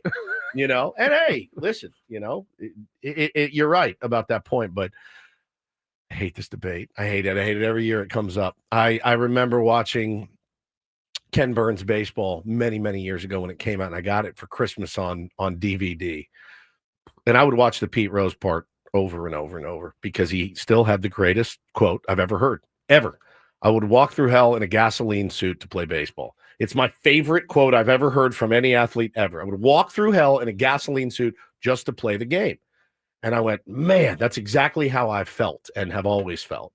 And then you look at what the life was like outside of the lines. And it's just, I don't know how you forgive a guy for obviously what he did. Now, I really don't care about any of the other things he did. You know, You don't? No. Tax evasion, fine. You still be in the Hall of Fame. Underage girl, fine. Still be in the Hall of Fame. He's probably not the only one with some of that stuff. Not. There are other bad people in the Baseball Hall of Fame. But evidence that you were a manager and you were betting on baseball. There's got to be a red line somewhere. So actively. And, you know, that was one that he crossed. As you said, Woods, he knew the rule. He knowingly crossed that line. There has to be the absolute end of consequences right there. Yeah. It's, to me, I don't think it's going to change much going forward. In fact, this may finally end it, because when he doesn't get in and the writers don't let him in, there really will be no other avenue. You know, there's no one else to lobby. You didn't get in, you didn't get in. I mean, they will still complain and they will still say, you got to change the rules and give him another shot in 10 years, whatever. But I don't see it happening. Yeah. Nail says this segment brought to you by Underdog. Yeah, man. Not a big league ball player. Go ahead. Yeah, absolutely. I don't play Gamble the big all you leagues. want on baseball. Do daily fantasy. It's totally your right to do that. You don't play for a professional baseball team. You're not in the organization. Yep. You have no influence on the games and what happens. I think I do sometimes in my head when I talk badly about a player and then they play well, like Andy Pajes. Feel like I have that power, but I don't at the end of the day. So yeah, I'm not a. Yeah, Pete Rose isn't a bad guy because he gambled. He could have gambled on other sports. He could have done whatever he wanted. He did, by the way. Yeah, of course he did. Just can't do it on baseball. Yeah, it's very simple. Very simple. It's crazy. We twist ourselves in knots trying to really come up with, well, this and that and that. It's not. This is like one of the most simple things in baseball ever. Like, of all the rules in baseball, they're like, you can pretty much do whatever you want. Honestly, like, we really don't. We're gonna give you take pass. whatever you want. Take some pills, LSD, greenies, whatever. LSD, weed, cocaine. Be a horrible person. Be a racist. Be whatever. Yeah. You can do whatever you want. There's just one thing you can't do. There's one thing I have one rule here, and it's don't gamble on the game. And he's like, I'm going to gamble on the game. So to take this away, it's tough. It's tough. So he's again, if you haven't seen the documentary on Pete Rose that came out, a year ago or so? I mean, it's staggering. Pete Rose, of course, while he was alive, was a staple at card shows, signing memorabilia and autographs. And when we come back, we're going to give away tickets to the card show that's coming up in May in Mission Valley. We will do that. Coming up next, our Reindl Report still ahead as well. All ahead on San Diego's #1 sports station, 97.3, The Fan. First, though, Woods and I want to tell you about trustandwill.com. Trust and Will is a way that you don't have to go to a lawyer's office, get a bunch of billable hours just so they can put together a simple legal document, a trust or a will, to help take care of your family and express your wishes of what should happen after you are gone. They do it online. Takes about 20 minutes, but at the end, you'll have the same result. Legally binding documents that you can have at your personal filing cabinet, safe, whatever, just so you have that peace of mind of knowing, okay, it's done with. I don't have to think about it again for a long time. Pretty simple, guys. Just go to trustandwill.com. When you check out, use the code FAN, F-A-N, and you'll get 20% off plus free shipping of your estate documents. They ship them right to you. Throw them in the desk. Let your significant other know, hey, they're here in case anything happens. So it's really simple. Again, trustandwill.com. Use FAN when you check out. 67% of Americans don't have an estate plan. Crazy. So we're talking to 2/3 of you out there. Please go to trustandwill.com. That's trustandwill.com.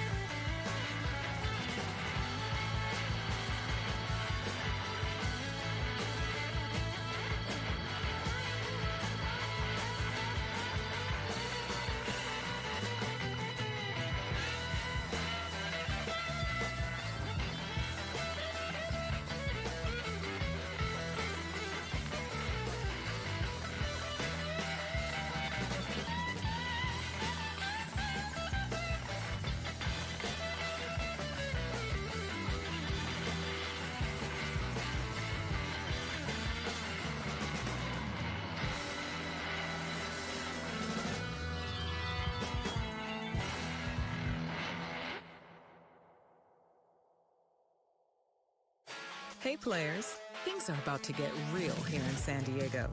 Introducing the all-new Jamul Casino Resort. With a 200-room hotel tower, exciting new eats and drinks, plenty of new places to play, and a luxe spa and salon. Hello, rooftop pool and deck. It's where players can play their hearts out and enjoy all the perks that come with it. It gets real this summer at the all-new Jamul Casino Resort, the players' place.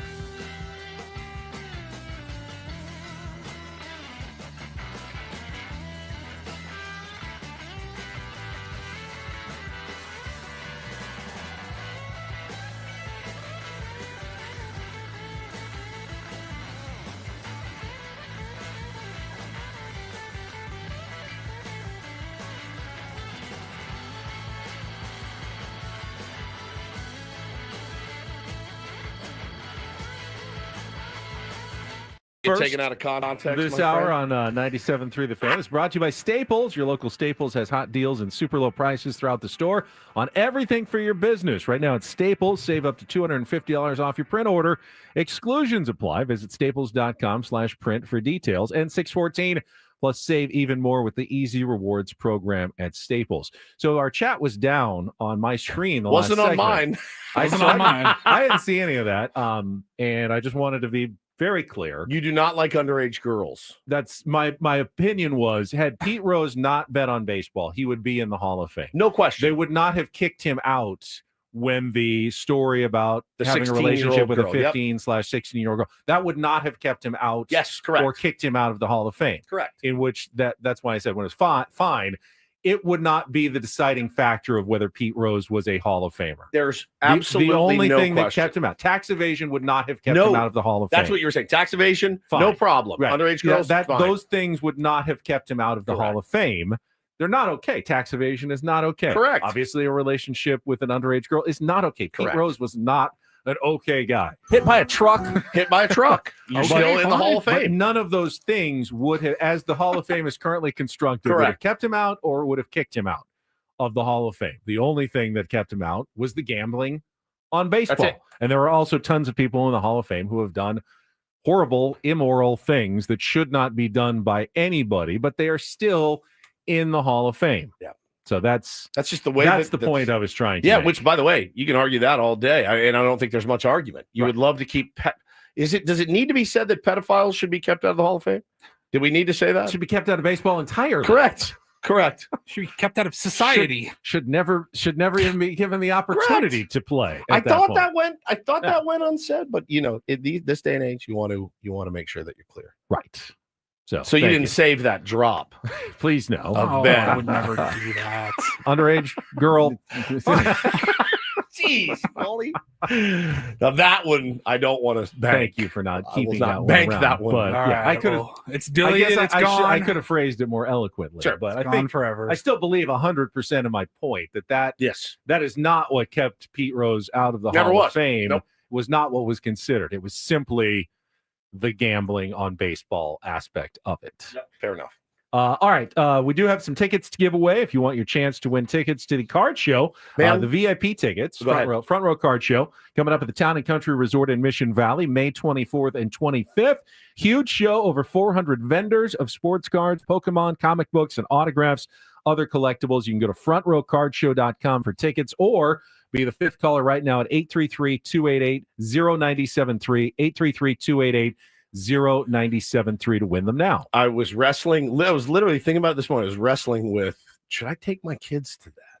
Because what I don't want to do is open Pandora's box. That's what I was thinking. I thought, man, it sounds really cool. They really love cards. Bring your wallet. But that's the thing is if I take them in there, they're like, "Ugh," like, am I essentially introducing them to something that could be a very expensive addiction or habit, It's right? a catch-22 though, because how cool of a thing for you guys to all share. Like Yes. going ripping packs, going through 100%. cards, collecting, and all that. They know so much. Even Taylor now walks in and goes, "Dad, look, I've got Manny." He can't read. He's like, "But that's Manny Machado. That's Jackson Merrill. That's Jake Cronenworth." Like he knows. I mean, you can get a lot of enjoyment out of baseball cards without spending a fortune. Sure, You don't for have sure. to be obsessed with getting the rarest. Yeah. and- Mine was though. I was going to take them in, and it's like taking them to Disneyland the first time. They're going to be pestering you to come back, right? Like it's not like a one and done deal. So I was like, do I want to bring them into this now, or should I wait a few years until they hear about it and then they ask me to take? Yeah, will you take me to a card show? Yeah, done. So I just thought, man. Because I know they're going to love it. I'm so out of the loop on card collecting nowadays, and the revival that it's had over the last, 10 years. Because it felt like it went away for a while, like from when we were kids.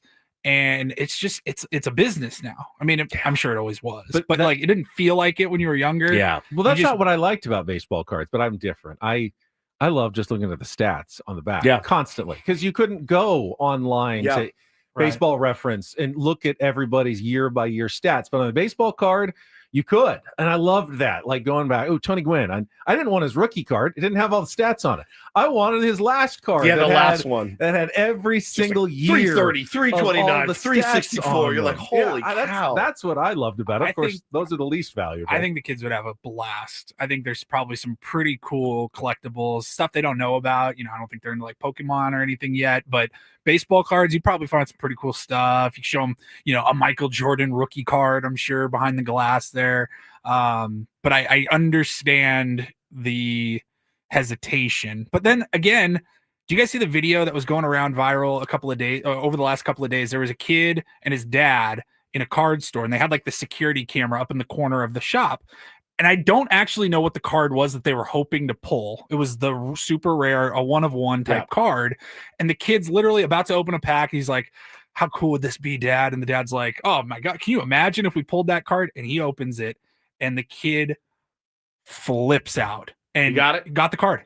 He starts immediately breaking down. Him and his dad are jumping in their arms. It's like Charlie Bucket, dude. I started crying because Grandpa Joe. it was just such a sweet moment. And I'm like, that's what it's about right there. Yeah, and McKee says it escalates quickly. Yeah, and not like their dad has a massively addictive personality either, so it should go really, really well. A lot of things escalated quickly for your old pal Woodsy back in the early '90s as well. So yeah, man, I'm down to just continue to buy them cards at Target for now, but I think it's going to be fun at someday. All right, we'll come back. Paulie's got the Reindl Report, including the next evolution in Airbnb. Oh. This is not where I expected it to go. This is a weird one. We'll get to that coming up next with Ben Woods on San Diego's #1 sports station, 97.3 The Fan. Gambling problem? Call 1-800-GAMBLER. GEGE 000-466. For a full list of games and rules, played at 7 Mile Casino. Visit 7milecasino.com. Yeah, Pete Rose absolutely could have gone and played a little California style blackjack. No problem. So don't bet on baseball. Yeah. It's not a sports book. It's a card room, and it is a great card room in San Diego. Love playing there. It's so much fun, whether your game is blackjack, Texas Hold'em, Pai Gow Poker, or Baccarat. They've got tables with action 24/7 at 7 Mile Casino. Saw Miguel Rojas sitting at the 7 Mile Casino last year during the playoffs. Not a problem. He's not in trouble. He didn't do anything wrong. He's just playing some cards, having a nice night out. So if it's good enough for him, and certainly good enough for you as well, listening out there. Just 7 minutes from downtown. Got all the great food that you want. Got a great view. Got a great place to relax out on the patio overlooking the bay. It is just a really cool vibe. TVs all over the place. Yep. You've got friendly dealers, and the high limit action is there too. So if you're a serious player, I wouldn't consider myself high limit type people, but I know them, and they want to make sure that they're taken well care of. They will do so for you. Spread the games you're looking for at 7 Mile Casino. Check it out today. Bay Boulevard, west side of the freeway in Chula Vista, just 7 minutes from downtown.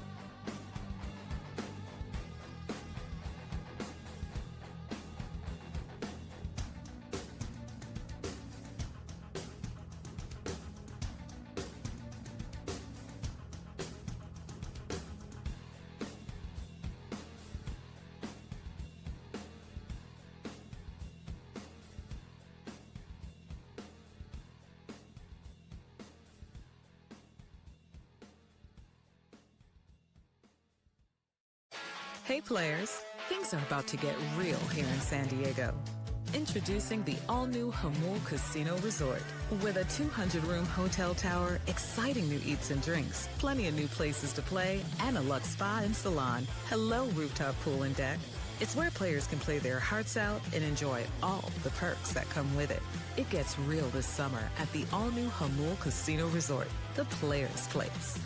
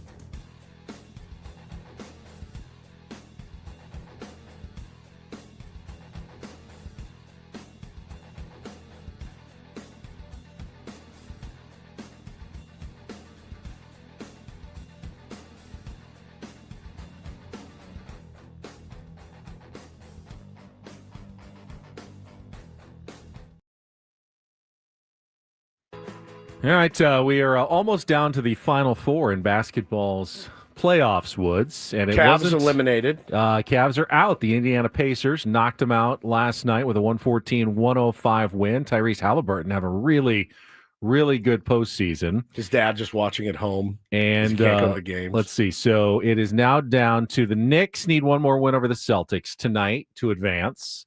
And the Timberwolves are looking for one more win over the Warriors. And Steph Curry has already been ruled out of Game 5 tonight.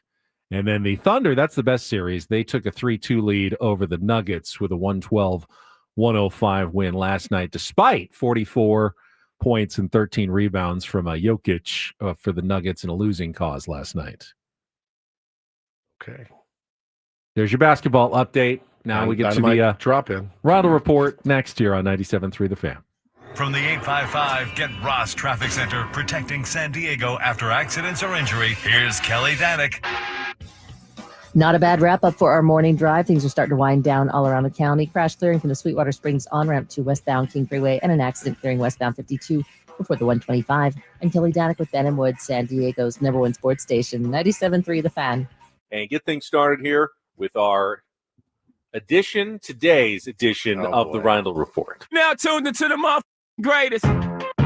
Welcome to the Reindl Report with Paul Reindl. Hi, Paul. All right. 2 stories from the world of sports that we haven't gotten to yet. We'll start off in Major League Baseball. And 1 story that you didn't know you needed. Are you laughing, biatch? It's the Reindl Report Hey, Paul, how you doing? Okay, how are you? on 97.3 The Fan. Are you ready to bless the mood? I need some help, please. That was good. Can I get a yeah? Oh, yeah. All right. All right. Good morning, All right. gentlemen. Good morning. Let's how about we start off in Major League Baseball? We like to do that. We had some news yesterday. I think it happened during our show, maybe late in the show. We didn't address it, I don't It's believe. amazing that I was able to keep this news from. I love Paul Skeens getting out. Oh, you love Paul Skeens, and I think you're going to love the announcement that he made yesterday. He has committed to pitch for Team USA in the 2026 World Baseball Classic next spring. So badass.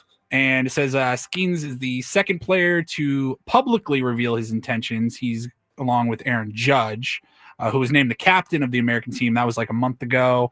It's Mark DeRosa again Yep, is it's managing DeRosa, Skip Schumacher on that staff. Yeah, so I would assume you're going to start seeing more and more players begin to make their commitments, whether it's to Team USA or their country that they want to play for. Skeen said, growing up watching the World Baseball Classic as a kid, as a fan, which is, by the way, it's insane to think about. Really Yeah, I know. weird to hear that. I actually, Yep. I hadn't even read that far down. That's a weird thing to hear. Growing up watching the World Baseball Classic as a kid, as a fan, I never really thought I'd have the opportunity to play in one. So I told myself that if I did ever get the opportunity to do it, I couldn't pass it up So here we are. It's like Leo saying recently, Leo Dallas DeVries, yeah, I grew up, my heroes were Fernando Tatis Jr. and Manny Machado. They're like, cool, dude. We're probably playing together in the next 2 years. Yeah. So would you be as excited about Paul Skeens in the WBC if you were a Pirates I love fan? Paul Skeens now. Not even a little. Right. You joking? I could care less. I just want him to dominate for Team Everybody USA. else, it's great. We want to see him. Pirates fans like. I wonder. If you're the Pirates, do you even say anything like? Nope. I mean, it's the first time he'll ever pitch in a meaningful game in his professional career. And right? if he stays there, it will be maybe the last time. He won't pitch in a meaningful game this year for the Pirates. Correct. So correct. He'll finally get a chance to actually pitch in something that I mean, matters. look, we are going to have 6 players gone, 7 players gone. You white knuckle the whole thing the whole time, but it's awesome. If Doesn't you're a take away Pirates that fan, it's awesome. Is there a part of the Pirates fan base that already is just like, I don't really care what happens with Paul Skeens, even though like they love him, they watch him every 5th day, but they're like, he ain't gonna be here in 4 years. There's got to be some of that. There has to be. I mean, it's human nature to go, what am I getting excited about? You know, this girl, yeah, man, she looked at me a couple times, but she doesn't return my phone calls. And, right. I mean, what am I getting excited about? Honestly, everything else in our organization is a complete dumpster fire. Yeah, we have this shining jewel. They're either not going to leave or we're going to ruin him, or we're going to trade him for right. prospects and everything else. But look, this is a great tweet. The guy tweeted, Paul Skeens alone is better than the entire USA pitching staff in 2023. Jason Adam, our beloved, Daniel Barr, David Bednar, Nestor Cortez, Kendall Graveman, Merrill Kelly, Clayton Kershaw, Lance Lynn, Nick Martinez, Miles Michaelis, Adam Ottavino, Ryan Presley, Brooks Raley, Brady Singer, Adam Wainwright, and Devin Williams. To have a frontline ace-type starter is electric. Now, and hopefully it gets some other players. I don't know if they'll be Padres, but Dylan Cease and Michael King would certainly be coveted pitchers for the team. I would think Joe Musgrove would as well. I can't imagine he'll do it coming off the surgery. He'll still be in the final, probably gear up of rehab. So I wouldn't think Joe would do it, but if he was healthy, he would be coveted as well for the Team USA. Yeah. And then I did. What about Jackson, Maryland center? Oh yeah. Hi, this is Jackson Merrill. Who else? From our team? Yeah. Well, I mean, Manny's going to go play with again. Fernando. Yeah. Does Darvish pitch? It's the pitchers from the South American countries, like Team Venezuela. Like, I mean, Arise will probably play for Team Venezuela. Yep. Almost certainly. But the pitchers, like Randy Vasquez, is he Venezuelan too? Dominican, maybe. I got to remember like which nationality each of our pitchers is. Yeah, you should be there. Like Suarez is Venezuelan. Vasquez is Dominican. Suarez is Venezuela. Suarez will probably be on the team. Now, he might not be on the Padres next season either. You Darvish should definitely be there, but as a coach. So last year, as a mentor. so the last time he was on Team Japan, but they didn't use him that much or barely at all. Yeah, but it kind of impacted it felt like it impacted his ramp up for the season as well. Yeah, so kind of be careful there. So there's your Paul Skeens story. Yes, I did see in the chat that Livy Dunn was also named, awarded the Sports Illustrated swimsuit cover. Saw that. And you know what? I'll just go out and say it. Neither one of them. Is a hot take here. It's real. I don't know that it's that hot of a This take. is a hot take coming. Neither one of them, Livy Dunn or Paul Skeens, individually bug me at all. I don't really search them out, but it doesn't bother me when I see it. We were talking during Don't Do This about MLB's obsession with Shohei Ohtani, in particular, his dog. I'm pretty sick of Paul Skeens and Livy Dunn, the couple, being shoved down everyone's throat. Somebody tweeted. They're the most boring couple Somebody said in the other America. day they have a personality of a walnut. I saw somebody was like, imagine them trying to play a board game or like complete a puzzle or something. You know what it is though, is MLB thinks that they are baseball's version of Taylor Swift and Travis Kelce. Yeah. And it's not, by the way. Livy Dunn is not at that level of superstardom. No. And Paul Skeens has a very good career ahead of him, most likely, but he's not a 3-time Super Bowl champion, Also guaranteed in Pittsburgh. first. You know what I mean? Like they're in Pittsburgh. That's what I'm assuming. That's what the MLB thinks they have in those two, and they're going to try to meet. This is baseball's version of Taylor and Travis. They're a little bit like baseball's jelly roll right now. Yeah. They are force feeding us a little bit. Saw this the other day, and this, I don't know why. It kind of made me laugh. And I hope nothing but the best for this individual. But so Miles Byrd is going through the NBA draft process. still deciding whether or not he's going to go through with the draft. Is he come back to college? What are his prospects looking like? Is he going to get a two-way contract? Is he G League only? We don't know yet. But you got to go. You got to do the combine, all the workouts. You got all your measurements. And I saw that Mark Ziegler says Miles Byrd is listed by San Diego State at 6'7", 190 pounds. I mean, you look at 6'7" with his athleticism, his wingspan, and you think, okay, that's NBA height, and puts a few more pounds on NBA body. Clearly. Oh, absolutely. Says here his height without shoes on and weight at the NBA draft combine earlier this week. 6'4" 3/4, 181 pounds. However, he's lost a little weight, right? 6'10" wingspan and 8 6.5 standing reach, which is longer and higher than most players his size. But yes, from what he was listed at for San Diego State to what he was actually measured, 1 inch of exaggeration for everybody. I bet you do. Almost 3. I bet you Over do. 2 inches, though, all of a sudden becomes false advertising. Well, you often hear about players growing as they're still growing. You never hear about them shrinking. Doesn't happen very much. No, I've it shrunk doesn't. a little bit. We had now, it was a really long summer, and he actually went from 6'7" to 6'4". We don't really know what happened. Now, this is very common. This happens all the time. I don't know if it's really still today an intimidation tactic or not. Maybe. Because now you have tape. You've seen everybody, any opponents that you have. But high schools do that all the time. I remember when I was a senior in high school, you could play in these tournaments, and sometimes they'd have the pamphlets, like a booklet with the whole roster, and you would see oh crap, this team we're playing tomorrow, they got this guy that's 6'7". I was 6'1", maybe 6'2" in high school, and they said I was 6'4", I think even 6'5" at one point, because you wanted to look at your roster and go, crap, this team's got a couple of 6'5" guys underneath. I wasn't, and then you get on the court, and then you see this guy, you're like, oh, that's it, that. The intimidation immediately goes away. But that made me laugh. 6'7", more like. I'm thinking of a reworked scene from Hoosiers, but instead of Gene Hackman measuring the height of the rim and the free throw line, he's going to the other players. Goes, no, you're not 6'5", buddy. You're not 6'5", it's 6'3". You're shorter than you said. Yeah, why you do were. they do that? I wonder. Intimidation factor, I guess. I don't know. Everyone always likes to say they're a little taller than they are. How tall are you? I always used to say 6'4", but I'm really now closer to 6'3". Paulie? 6'4". I'm 6'1". And I don't lie about. I don't say I'm 6'6", and I'm actually 6'4". What are you actually? 6'1", I think.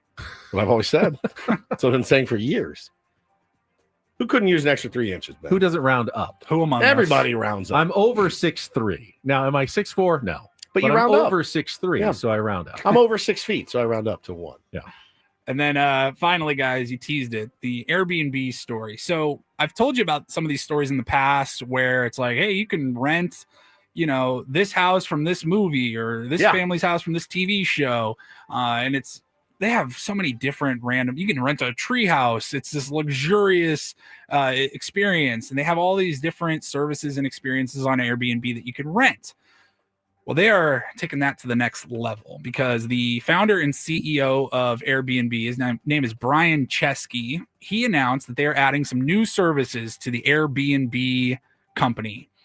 Things like you can book massages now when you book a trip. You do that anyway. Personal training. I think it's kind of like an Expedia sort of thing or Travelocity. Bundle it all together. Yeah, the fake. Hey, we're gonna bundle it. It's cheaper. It's never cheaper. It's the biggest line of BS. Says here, if you get an Airbnb in Paris, you can sign up for a pastry making class, museum tour in New York City, whatever. You'll also be able to rent celebrities. What level are we talking about? Ruben? We talking Ruben Studdard? Who's still alive, by the way? Not talking Ruben Studdard. It says, what if this time Jelly Roll? Instead of just getting tour, so they are looking at. They've already confirmed you can do something like a day of playing football and eating barbecue with Patrick Mahomes. A day. Why would Patrick Mahomes do that? What does he need this for? What is he getting out of this? Can't these people say no to anything? Now, there's only 3 celebrities on the Hollywood Reporter here that have been publicly signed up. Confirmed. Okay. Yeah. So Patrick Mahomes, football and barbecue day. Says there's a day on the Short and Sweet set with Sabrina Carpenter.